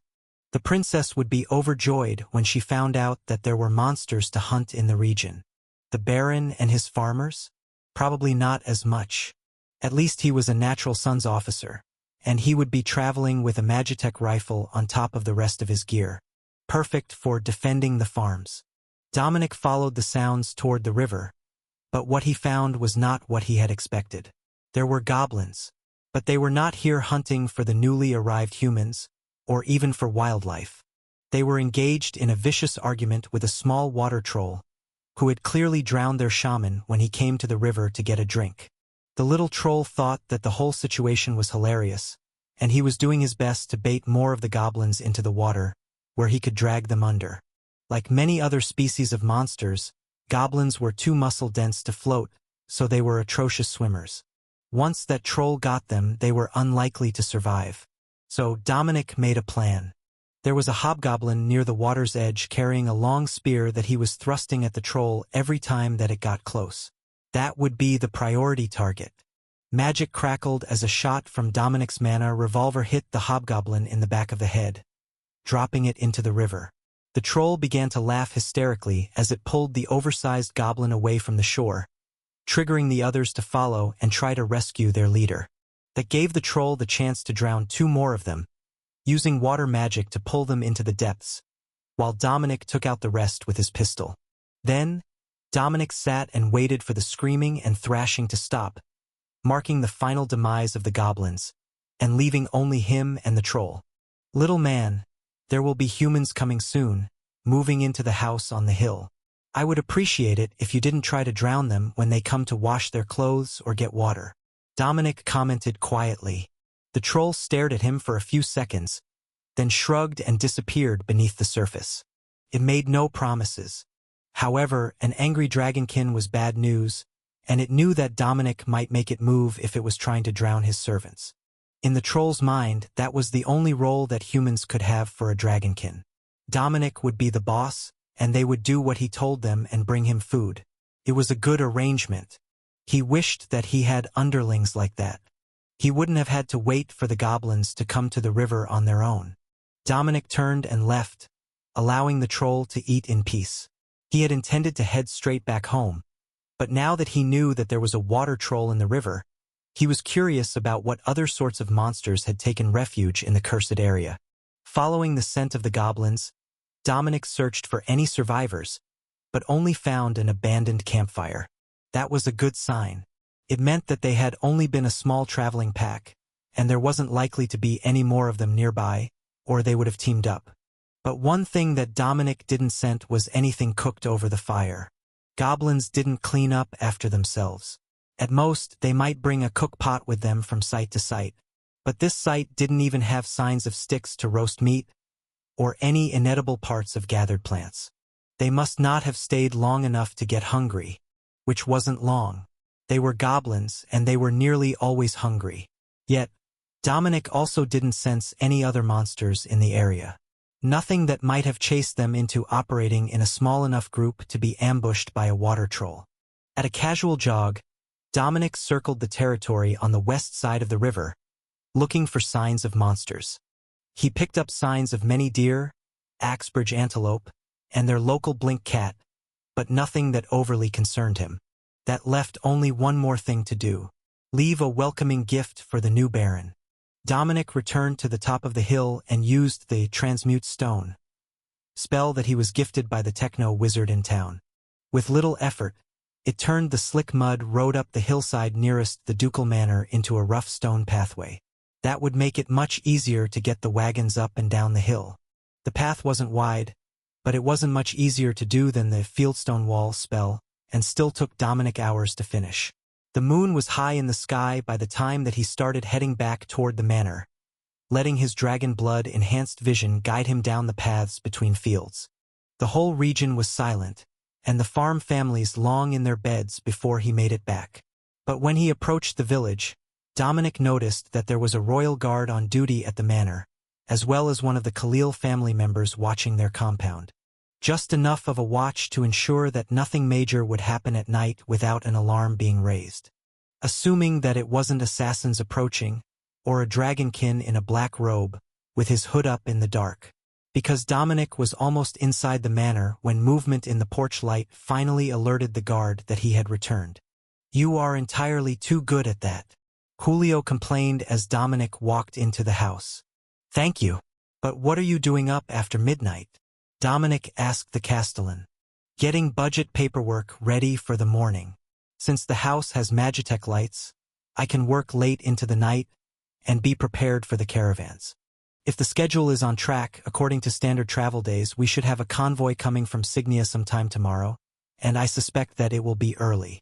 Then, either late tomorrow or the day after, we should expect another convoy from Stantia province. One that started somewhere in Axbridge and is working its way to Signia City." Julio explained. "That should be perfect for our needs. Axbridge might have something good for us. Something that nobody else along the route would have thought to try to purchase." Dominic replied with a smile. Having the Merchants Guild on their side was making life so much easier. Chapter 255. Good guess. Though the source of his information was known only to him, Julio was spot on with his estimation of the time that the convoy from Signia City would arrive. However, nobody had warned the new castellan about what would be coming with the convoy. What arrived at the estate wasn't just a standard traveling merchant convoy. They had brought an entire circus troupe with them, on their way into Axbridge for the festival season. The carnies looked just as surprised to see Dominic as he was to see them, and there was more than one familiar face among the crowd. In fact, most of the carnival staff appeared to be people that he had met in the past: thieves, murderers, and fugitives, all working together with trapeze artists, contortionists, and a group of visibly drunk techno-wizards who had invented most of the steam-driven carnival rides. "Welcome to the Duchy of Westover." Dominic laughed as the carnival's representative stared at him in shock. "Dominic Wavemates? I thought that you were dead." The aging techno-wizard gasped. "Rumors of my death tend to be highly optimistic. Tell me, friend, what brought you to Signia City?" "I don't recall there being a festival this month," Dominic replied. "We were in at Ford on the south end of the continent, and the only ride we could get by sea was to Signia City. We were going to hitch a ride to Ammer or Mitfield, but none of the ships are headed that way. Something about Ammer putting a new tax on imports. We need to get to With Eaton in Axbridge within a month, and this is the only way that we were going to make it," he explained. The Merchant Guild caravan leader nodded. "After here, we're turning northwest for Limpsbury, then it's good roads all the way to Kynwyn, and the river highway to With Eaton. That would put them in position in time. Not by much if they stopped at a bunch of small towns for a day or two. But everything was mounted to steam tractors, so they could reasonably make a few hundred kilometers a day if they didn't stop." A few of the locals came out to meet with the caravan, including the 2 local techno-wizards, who were growing more excited by the step as they saw who had arrived. "Jerry, what is with the circus? And aren't those the lovely ladies of the Redsham Royal Rest Lounge?" the older of the 2 techno-wizards asked. One of the young women winked at him, then blew him a kiss, and Dominic had to struggle not to laugh. The Royal Rest was a brothel, and the closest thing that they had to royalty among their patrons or staff was a group of drag queens who performed for Ladies' Night. Why their girls were with a traveling carnival was probably better not to ask. Especially one that had fled to the far end of the continent, a trip that would have taken at least a full year at the usual rate of a carnival. Possibly 2 years if they didn't go directly there. Dominic felt a hand on his back as Alexis stepped out beside him in casual armor, ready to head out hunting or to escort the Baron's people camped in the yard to their new homes. "Do you know these people?" she asked curiously. "Some of them. Jerry is a techno-wizard from Axbridge. We did some business in the past. Some of the men here are also familiar faces. I didn't expect them to be operating a carnival, but it looks like they've come up with some fun events," Dominic explained.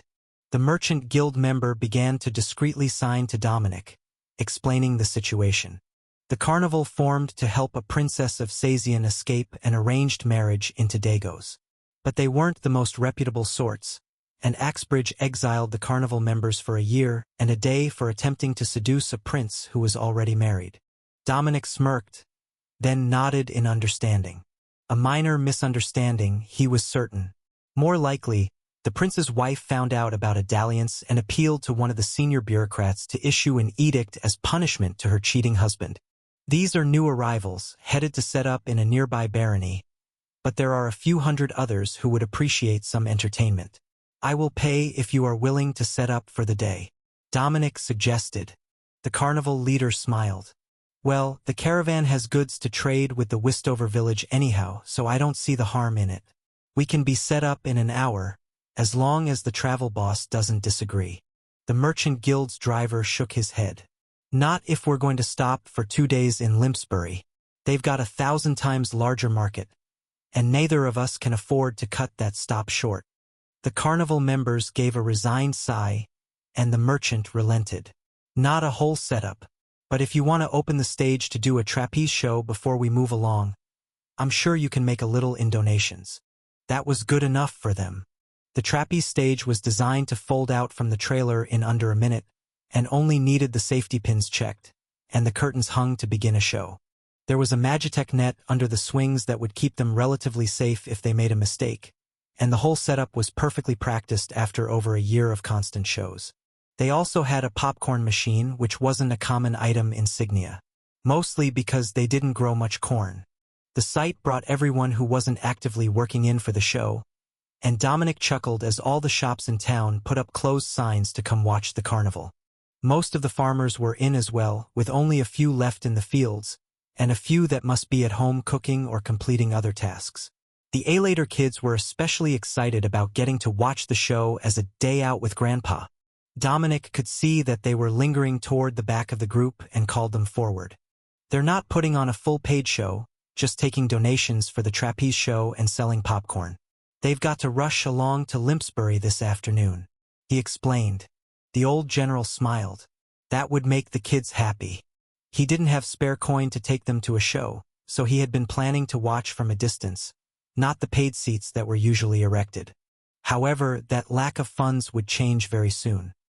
His son was in to barter a sale with the Merchant Guild, and they had managed to pull an extra 1,000 kilos of oats and potatoes from the fields after their pantry was full. They had even gone as far as to raid one of the burnt farmhouses to recover the canning jars from their pantry. Dominic had said the burnt-down farmsteads were the lowest priority, so it shouldn't cause any issues to salvage what his family could from houses unlikely to be rebuilt when the farms now were much larger than the old sharecropper fields were before steam tractors existed. Chapter 256. Traveling Lawman.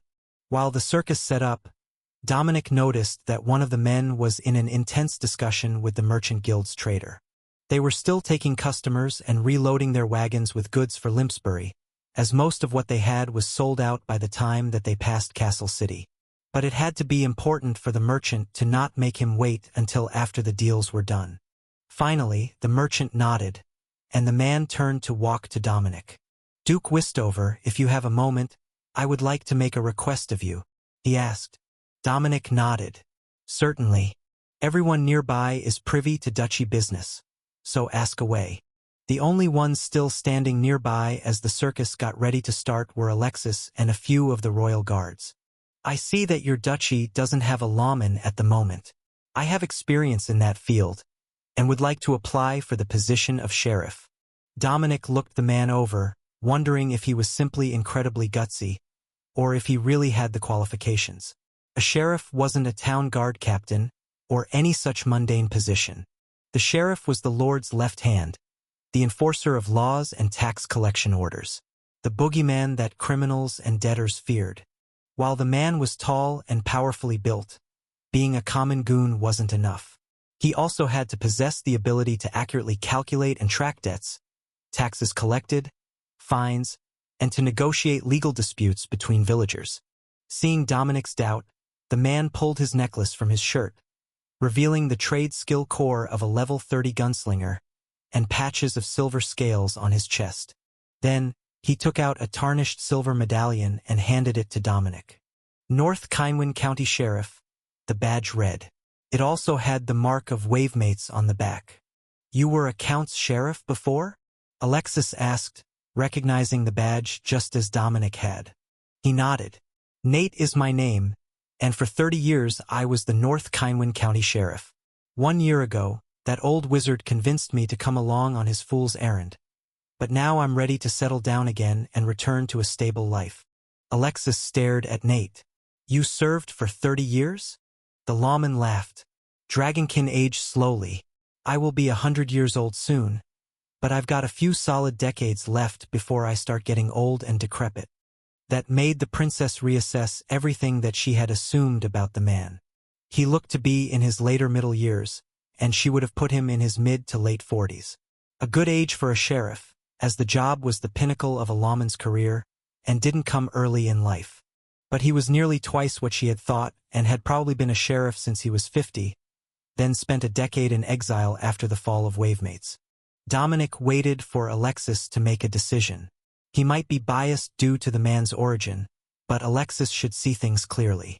Fortunately, she smiled and extended her hand toward Nate. "You have yourself a deal. We will work out the pay details and housing once the carnival is on their way." She agreed. Nate bowed politely and kissed her knuckles instead of shaking her extended hand, which made the royal guards chuckle. It was very proper, but the princess was a paladin, and normally insisted that everyone treat her as such, and not as some delicate or ornamental princess. Seeing their new sheriff being so polite was an almost jarring transition from the casually militant treatment she was used to. Then Nate straightened, and Dominic cleared his throat to get everyone's attention. "As you're at least partially dragon-blooded, I will need to ask what abilities you have." The sheriff shrugged. "I can use a bit of external mana. Not much, but I can reload my pistol even if I've got a mana lock strap on. I'm not a royal dragonkin. I come from the Kynwyn family. Noble but not royal blood." "How much of the Wavemate's blood did you get in exchange for such an obvious mark of heritage, Your Grace?" Dominic smiled. "I can use external mana well enough to cast all my spells, and I can use the arcane blast at will." Nate smiled. "Oh, now that is impressive. I haven't heard of a royal with that much power since I was a child. If you said that the arcane blast healed you, I would think that we had another king in the making." Alexis gasped, and the royal guards chuckled nervously, which made the sheriff look at Dominic suspiciously. "You do, don't you? Heal when you kill with the arcane blast?" he asked. Dominic nodded. "Indeed I do. But that's not common knowledge outside the Signia royal family. I understand, my lord. I will keep the extent of your powers to myself. I am certain that there are enough rumors to keep the truth muddled for ages, so long as you don't confirm it yourself. Alexis smirked at him. Why don't you tell us a bit more about those rumors? I know that you were in exile, but surely you've heard at least a few. Nate chuckled. Let me regale you with the grand tale of the Butcher of Westover. Then he paused. It feels wrong telling this story in bright daylight. Dago's nobles tell this to their children as a horror story, like the old ghost stories. Alexis raised an eyebrow at Dominic, who shrugged. It's become a Beauty and the Beast type story now, isn't it? The kiss of a beautiful princess tames the feral monster of a dragon, and they live happily ever after. He suggested with a wiggle of his eyebrows. The others chuckled, while the princess blushed. Then Nate continued. As I heard the story, it goes like this. After the assassination of the Dragon King, 10,000 men were sent to the wild lands of the south to secure the last of his lineage. Every man an elite veteran, trained for years and battle-hardened through border skirmishes and monster hunts. Like a wind, they swept over the corrupt lands of the sorcerers and beastmen, until they arrived at the final fortress, the mighty home of the Earl of Westover. He paused and smirked as he looked at the actual building in question. Not exactly an impenetrable fortress. That was where the expansion of the invincible army was halted. The mighty fortress of the Earl fell in a single day before the might of Dago's army. However, their hubris turned out to be their undoing. For what they found at the border of Signia was no mere mortal. The attempt to cleanse the land of mixed-blood sorcerers had awakened an ancient evil, an evil that had been embraced by the last of the Dragon King's bloodline. The feral dragonkin known as Dominic, kept bound by the magic of the Dragon King, and unleashed with his death, the feral scourge annihilated everything in his path. An entire regiment fell in minutes. Not even the children of the village were spared. Then, the Butcher of Westover truly broke free of his restraints. No longer confined to the Westover estate, he rampaged through the invincible army, killing everything in his path. Soldiers, monsters, refugees, nothing survived where the Butcher passed. In desperation, the King of Dagos redeployed his armies. 10,000 men were sacrificed to lure the rampaging ancient evil across the border, and decades of negotiations with Axbridge were sacrificed to force them to ensure that it never returned. He finished dramatically. Chapter 257. Abridged Knowledge. That's the abridged version, given current company. He added hastily. Alexis looked impressed. But wouldn't that make Dominic the first one to return from a feral state? Nate laughed. Oh, far from it. When a dragonkin eats a monster core they do go feral, but it's not a permanent state. Within a month or two, we will process the wild mana and return to our natural state. During the early days of Wavemates, the kings used to use berserkers in battle, who would be locked away until it was time to fight. With enough magic, they can be calmed and confined. Of course, if you have as much power as a dragon king, you could probably just cleanse the effect entirely. I heard that the second prince managed it with a feral bear beastkin once. Alexis hadn't heard that rumor about her older brother. Colonel Wilkes chuckled.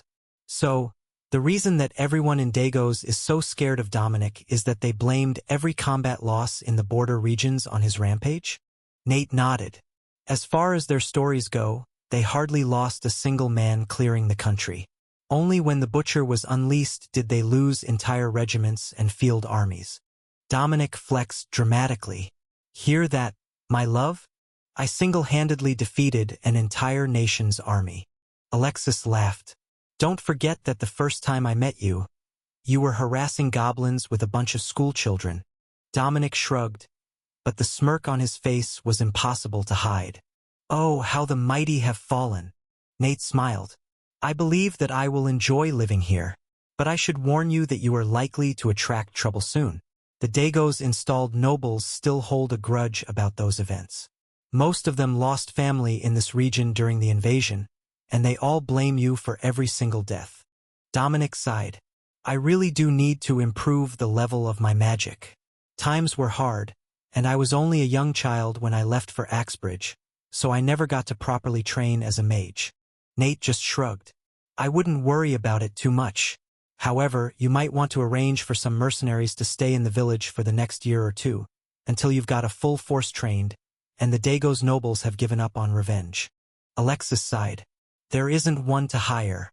Every mercenary that can be trusted was drafted into the Signia Royal Army, and they're all still deployed until the settlement with Dagos is finalized and enforced. It will be half a year before most of them are ready to start taking new jobs again. That made the lawman think.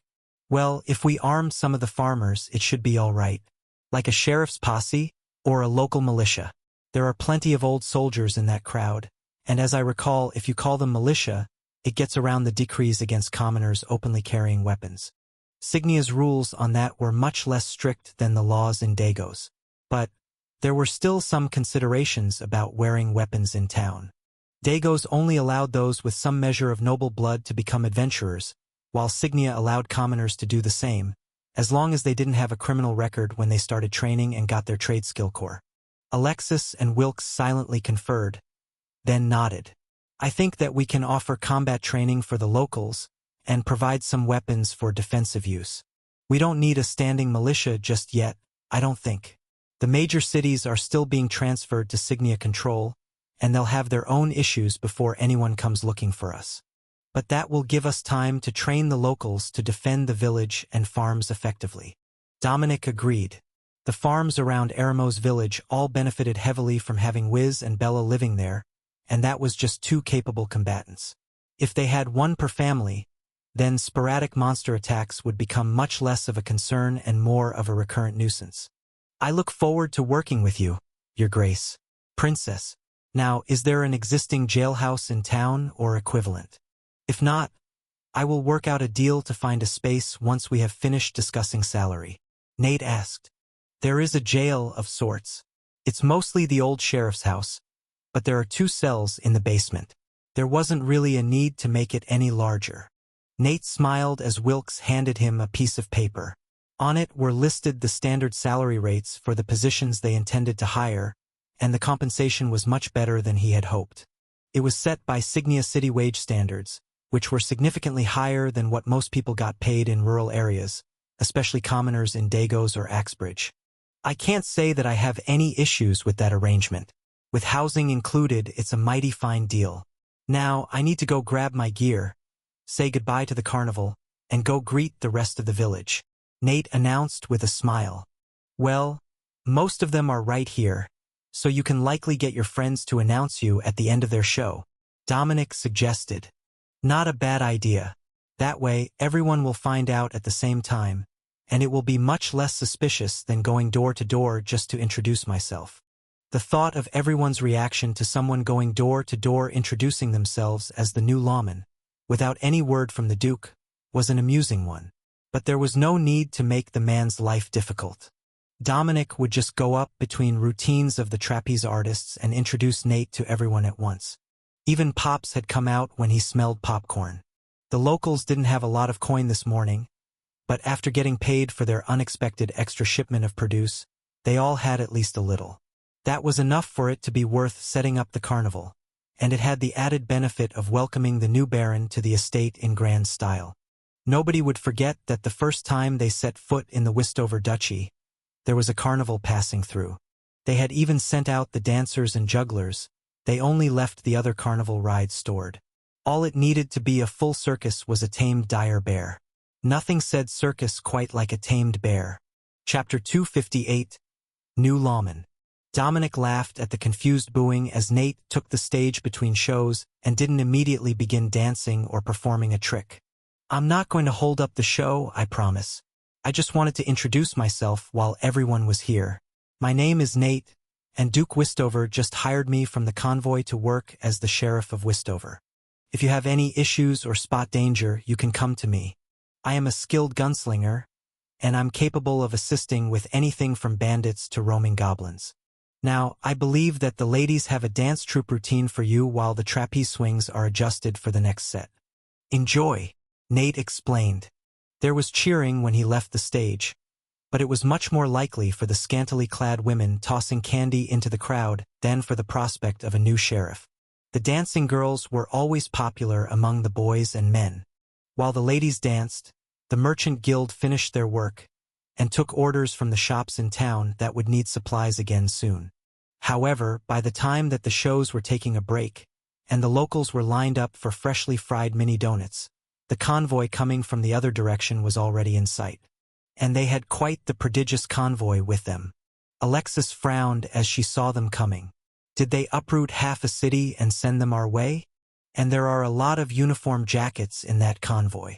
Dominic looked closer, then nodded. Enlisted soldiers or perhaps town guards. It's hard to tell without any of the badges on them. They really might have emptied an entire village and sent them our way. He agreed. The carnival saw that there was another convoy coming, and prepared to pack up and get on the road.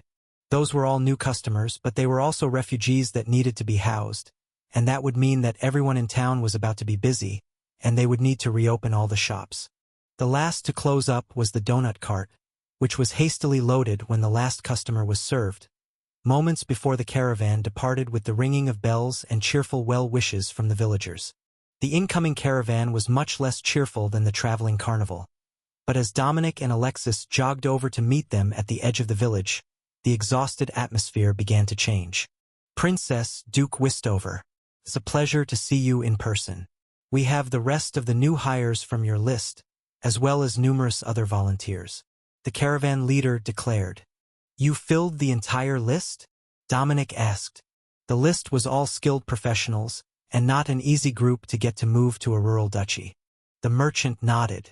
You see, it's like this. He paused, as if unsure how he should phrase the next part to make it sound a bit more palatable to the nobles.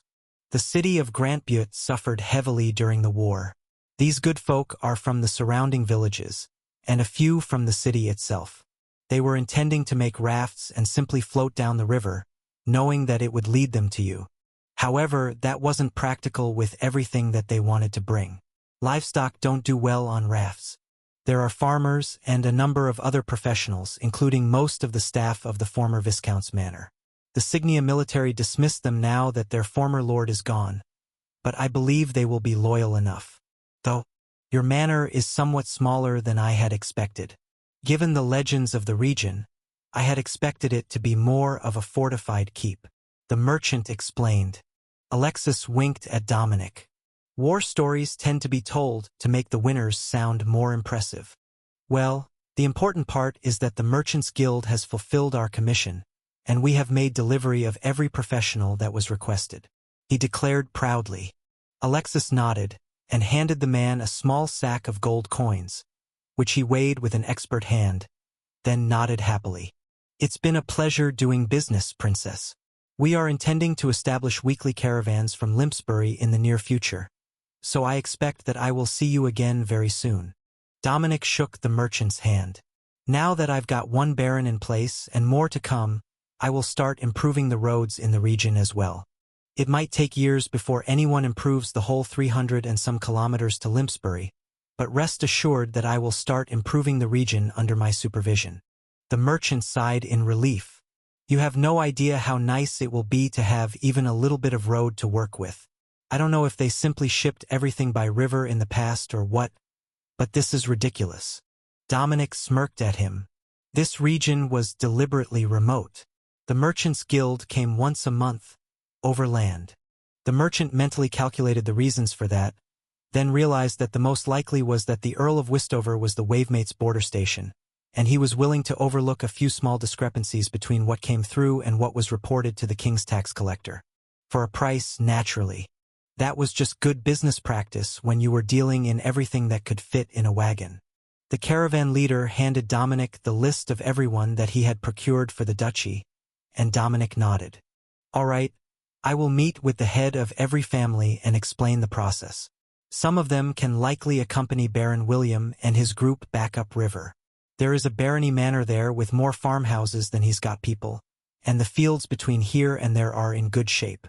Many of the good farms closest to the ducal manor have already been claimed, but it's only 3 kilometers to the barony manor. There is no village to speak of, Just the farms and the manor, but there is room for more houses. The merchant nodded. Perhaps a few of the farmers. I brought you an entire witch coven as well, 6 women, who will want a rural home. He signed. Excellent. Baron William will be pleased. Send them to me, and I will show them the right spot. Chapter 259. Julio's talent is organization. Julio rushed out to start assigning houses, noting the intended farmsteads, and guiding woodcutters and hunters to the surviving homes with the best amenities. The man might have started with an accounting base, but he was surprisingly capable as a household manager. The Royal Guard was also helping with directions and getting everyone sorted in the town.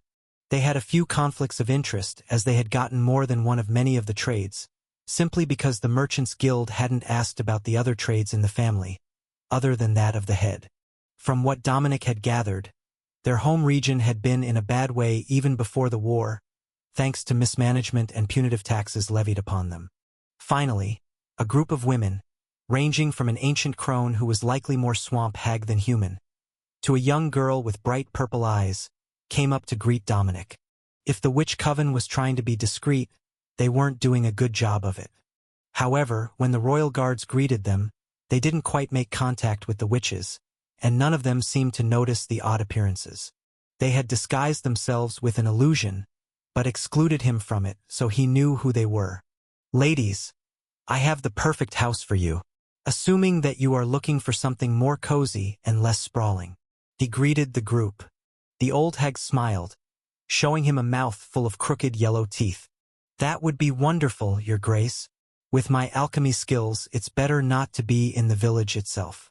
The scent gets to people, you see, she explained. Alexis, if you don't mind, I will show these ladies to the spot I have in mind. It's a bit out of the way, and I don't want them to get lost. Dominic explained. Of course, I will settle the others and update the map. Do a walkthrough of the outlying homes on your way back, just to be sure there aren't any arguments about housing outside the village. She agreed. Dominic motioned for the witches to follow him, and began walking toward the river, deep into the woods, where very few houses had been before the region had been abandoned, but toward his old family home. I think that this spot should be precisely what you were looking for. It's a bit nostalgic for me, so I might drop in to visit once in a while. But it's got room for 5, a full Magitech restroom and shower with a good well, and a full stone basement to work in without risking anyone coming in and disrupting your potion making. Dominic explained. Was this where the old coven lived? The hag asked. Dominic shook his head. The old coven were garden witches, and they lived in town. This, my new friend, is my own childhood's family home. I thought about leaving it empty for nostalgia's sake. But it's really the only house remote enough for you to live your lives without using your disguise magic. And it's the only one outside of town that won't need extensive renovations for the coven. Stone basements aren't common here. Most of the homes are too close to the river level. The youngest of the witches walked inside and began opening everything. Doors, cabinets, the toilet seat. It looks like a good house to me, she declared, then gave the incinerating toilet a second look. That contraption looked like it could be dangerous if it malfunctioned. The furniture is yours to keep. I took all the family heirlooms out, though. So, if you need anything made, let me know. Most of the other houses came fully stocked. Dominic explained. The old woman shook her head. We brought everything from our old house. All we need is a good roof and a lord who doesn't ask questions that he doesn't want the answer to. Dominic chuckled. Just don't cause any trouble. As I recall, most of the swamp fae like to eat wayward humans, and that's not going to work for me. The old woman made a disgusted face. I would take offense to that, simply for the culinary disaster that is an unwashed villager. But I get your point. We're all dark fae-blooded to some degree, but none of us got the impulsively evil tendencies. I won't blame you for keeping a close eye on us. I just hope that you will give us a proper chance. If I wasn't willing, I wouldn't have led you to my own home. I can smell the nature magic and potions on you, so I'm entrusting you with this spot. If you need healing magic or a midwife, ask the troll who lives 3 houses down, past the manor. He's our healer, and his wife has experience in the field. The witches quietly cheered as they went in to explore the house, then celebrated when they found the stairs to the basement. The house wasn't huge, but the underground workspace had a Magitech fan that would pull potion fumes outside. A bit of clever engineering that Dominic hadn't seen the need to remove. It wasn't Magitech unless you put a Magitech fan in it. Just a clever use of the chimney of the stove overhead to suck the air up. Thank you, Lord Dominic. This is a lovely home. We do have one last thing to request. Only Betty can pass for human, and she's not very social most of the time. Instead of keeping our disguises up, we would like to send our potions to the estate for you to sell. The old woman pleaded. Betty was the youngest one, with the glowing purple eyes. That was pretty conspicuous, but not so bad that she would be immediately outed as Dark Fae. The whole category were deemed to be dangerously unstable, and even in Wavemates under the Dragon King, they had been shunned. All right, I will take care of the sales for you. Let me know if there is anything that you need, but the garden is a full acre, and there is more clear space if you need it for herbs. Dominic agreed. We will. Now, this is for you, a welcoming gift in lieu of a home price. I see that you've got royal paladins, which will help with healing, so take this gem instead. It's a favorite of mine. The old witch insisted, then pressed a spell gem into his hand and turned to walk inside and sit down. Dominic chuckled, then waved goodbye and returned to the estate. With a whole new group of witches in the old house, he could begin to let the old memories fade. Though he was certainly going to have to go back. That swamp witch had given him a spell gem of bee swarm, and anyone who thought that attacking people with a swarm of bees was peak magic was bound to be a fun person to talk to. Chapter 260. The King's Man. Dominic stopped to check on the new woodcutters, hunters, and some of the new ranchers that had moved in closest to the river before he returned to the manor. The lowlands weren't great for crops because they flooded a few times a year, but with the houses up on the hill it was still a great spot for animal pastures, and the plants grew back with astounding speed. Lord Dominic, it's a pleasure to meet you. My name is John McKay. I was once a friend of your uncle. My condolences on your loss. Unfortunately, work took me out of the country during the invasion, and I was unable to get back fast enough to fulfill my duty. However, I am thankful to have gotten the opportunity to see the Wavemates family redeemed and return to at least a portion of their ancestral home. The sheep farmer greeted Dominic as he approached. It's a pleasure to meet you as well, John. You've brought quite the herd with you. Dominic replied. The sheep farmer nodded happily. Part of that is my wife's doing. Her father was a sheep rancher as well. Most of the farm went to her older brothers, but with the money I had, we chose to stock up and move here when we heard that you returned. King's Man number 1 has returned to Wavemates. The farmer signed as he spoke. Dominic smiled and shook his hand, clasping his forearm in the way of Wavemates soldiers. It's good to have you back. Unfortunately, I don't have much time today to socialize. I was asked by the princess to check on all the new arrivals after I settled the witches in. They're over in the woods and prefer privacy, but they don't seem like the sort that will be upset if a few sheep or goats wander near their house. He explained. John chuckled. They're an interesting sort. Did they tell you they're garden witches? Dominic shook his head. No, and I wouldn't have believed it if they did. Their leader is a swamp hag. They do have strong nature magic, though, so they can do the job of helping the crops with their magic. We do have an elven garden witch at the manor. She took a horse hoof to the head as a youth, and needs someone to watch out for her, but she's good at her job. John made a protective gesture, wishing her well. That's unfortunate. Elves are excellent with garden magic. My wife and I both have a little magic. Mine isn't really suited to farming, but she's got a natural touch with animals. Well, that will make life easier. I suspect that many of the common folk who have come to live here have at least some measure of magic. Dominic agreed. And that was why we were so eager to move away from the Dago's corrupted city folk. Life is sure to get better when we don't need to hide who we are, or the fact that we have magic. Many survived on the brink of starvation because things were so bad in the north, drought and all. But they didn't dare to use much magic, as it would bring the nobles down on their heads. It was that bad? John nodded. If you can pass for human, They will call you a wizard, maybe a witch, and you'll get extra scrutiny from the guards. Even the techno-wizards, whose magic is totally different, get that treatment from Dagos, and it's no secret that the kingdom needs their skills. But those of us with actual innate magic from monster blood? Dagos doesn't tolerate that sort of impurity in their humans. Dominic sighed. That's what I heard from the techno-wizards in town. They're shooting themselves in the foot with that tactic, but they refuse to change. Well, maybe they will begin to change under the new king, but I wouldn't hold my breath. The bleating of a sheep drew John's attention, and the two men parted to finish their work. Dominic scouted a few more of the farms, asking around to see if they were missing anything essential. In most cases, that answer is no. The farmhouses they had chosen were still intact and complete. At most, they only needed a few little things that would either come from the mercantile or from Pops. They would get to know everyone in town after a little while, and from what Dominic could see, they were developing a rather healthy village. Most of the surviving buildings were already full, not even a month after they had moved into the estate. He was going to have to start rebuilding.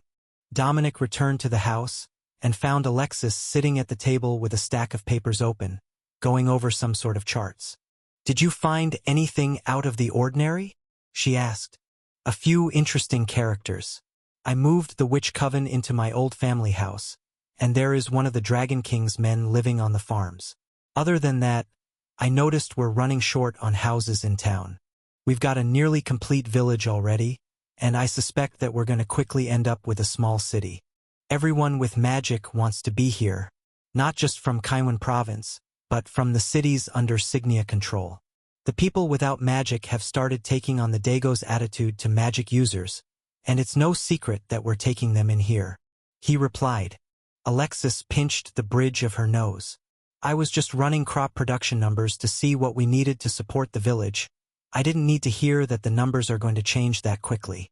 Dominic shrugged.